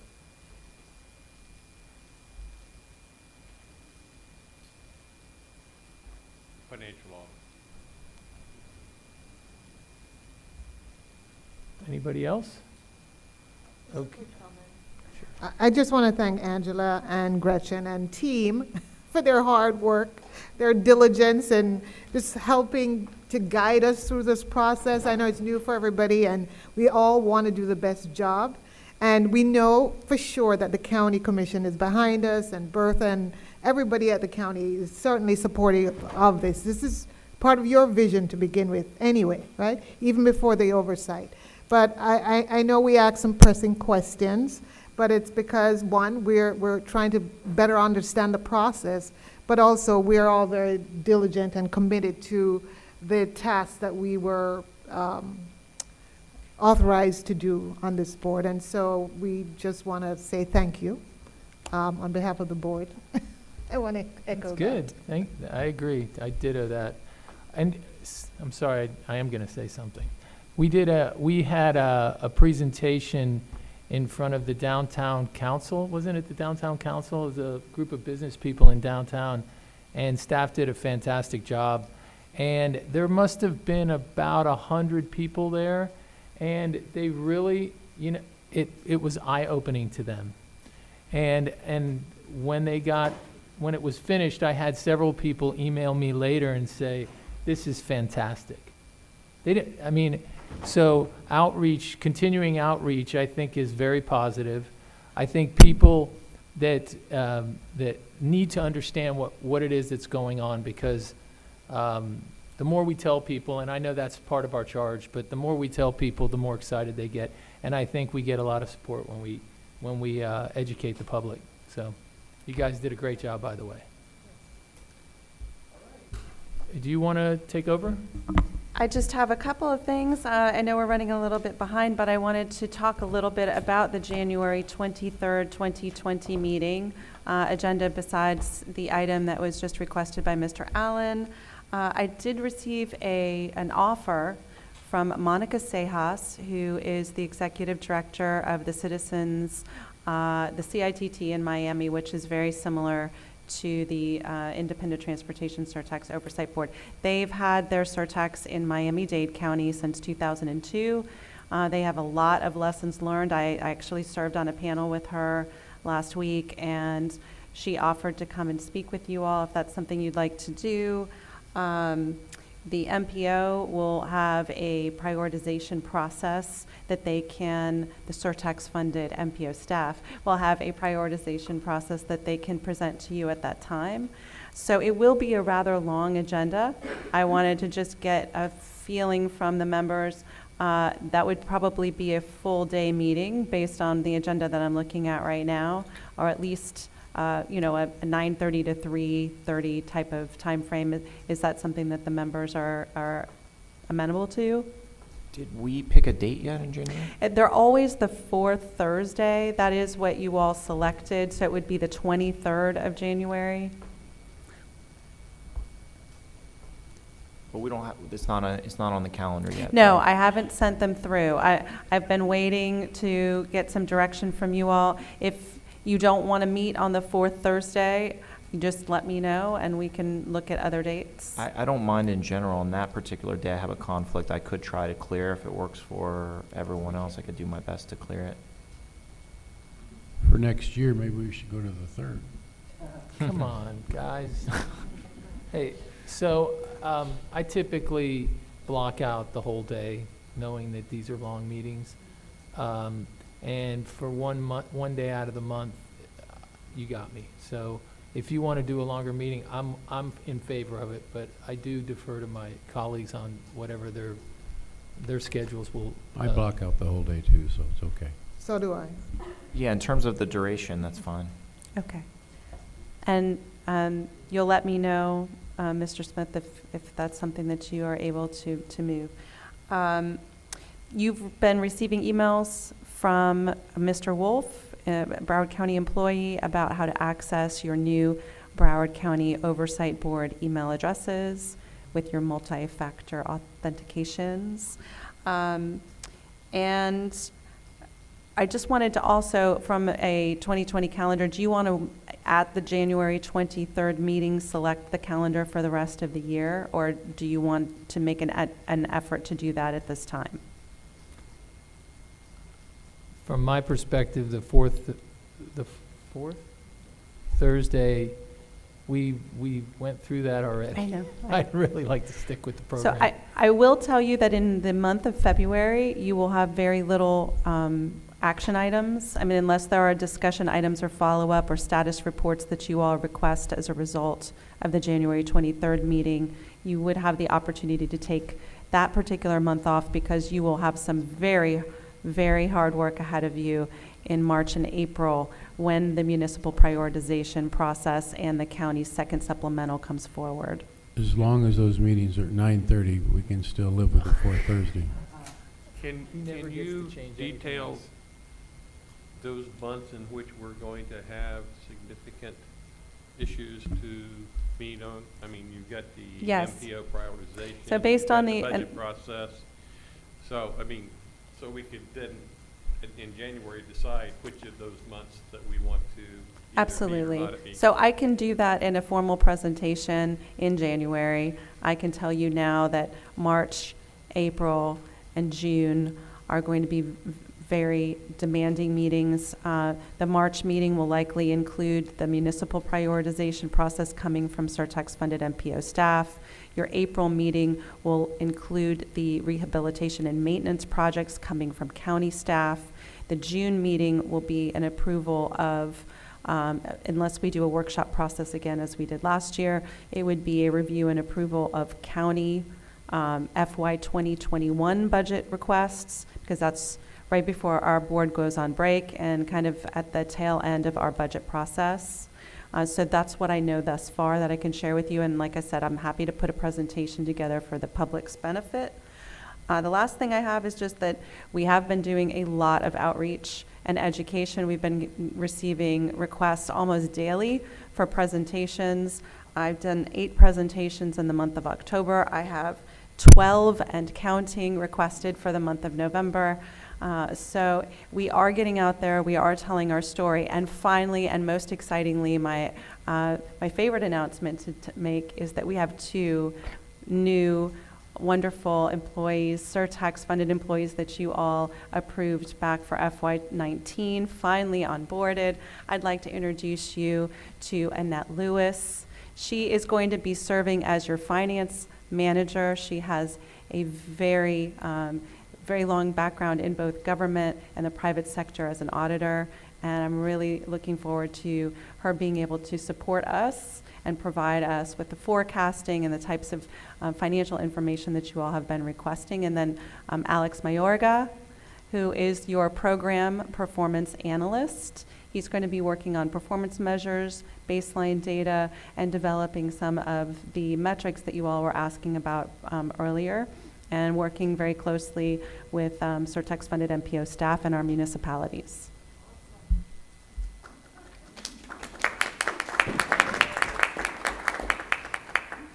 How does that survey information that we were asked to complete, how is that going to fit into the North, or whatever, the North Star or So Open North, they're looking at data transparency, and they're helping us to determine what types of information needs to be transmitted to the public through public dashboards, what we need to be telling the Oversight Board, what we need to be telling the Board of County Commissioners, what we need to be looking at internally. And that's going to be coming to you on January 23rd. That's one of the items on your agenda for that day. They're going to do a presentation of all of their findings and recommendations to you on that day. How large was the universe that went out to? Oh, gosh. It went out to a little over 100 individuals. So going back to scheduling just real quick, so we don't meet again until January? You all selected to take the months of November and December off And because the fourth Thursday falls on Thanksgiving and then right after the Christmas, I believe. Okay, so just to put it out there, I don't want to end up missing 2 meetings for sure in a row. So that January I could have a conflict. I'll try and clear it. I would suggest that maybe just have one substitution of the 30th, so not earlier but later, if we could pull it off in January, because in March, what I do is cyclical, and the bank reporting deadlines, my busiest month of the whole year is March, being March 31st deadline for dating financial statements for bank covenants. So I'm going to try not to miss that meeting, but that is one where it could just be the case I cannot sit here all day at the end of March. So I don't want to end up in a spot where I end up missing 2 meetings, and I know we won't have the whole group together for a while. So just want to put that out there. I'd like to avoid that happening. So are you saying that January, because there are 5 Yeah, Thursdays like in January, happen to be, and the right. 5th, right? So I know that when we had this discussion previously, the other 3 Thursdays of the month were booked for most of the board members. So we settled on the 4th Thursday, but there's actually a 5th Thursday in January. Right, so there's, maybe we could sneak in So into could I that. ask you all to hopefully look at the your 5th calendars? Thursday's not- That's the last Yeah. one. That's the last Is Thursday. January 30th a possibility for the other members here? That would work better Yeah, for me. I'm okay. Okay. Okay, and All I'll right, also so try and we're- make March. I'm planning to be here in March. Okay, so we're going to move the meeting to January 30th, and I'll send an email to the group, and we'll be in this room, okay? Okay. All right, that great. Sounds good. Happy holidays. Okay, meeting's adjourned. If I could just ask if you all wouldn't mind leaving your binders, unless you take your binders and keep all of your information, then we'll recycle your binders for you each meeting, okay? Great. And you are more than welcome to bring your stack back if you'd like us to recycle them. Yep. Save Surtax dollars. All right, January 30th.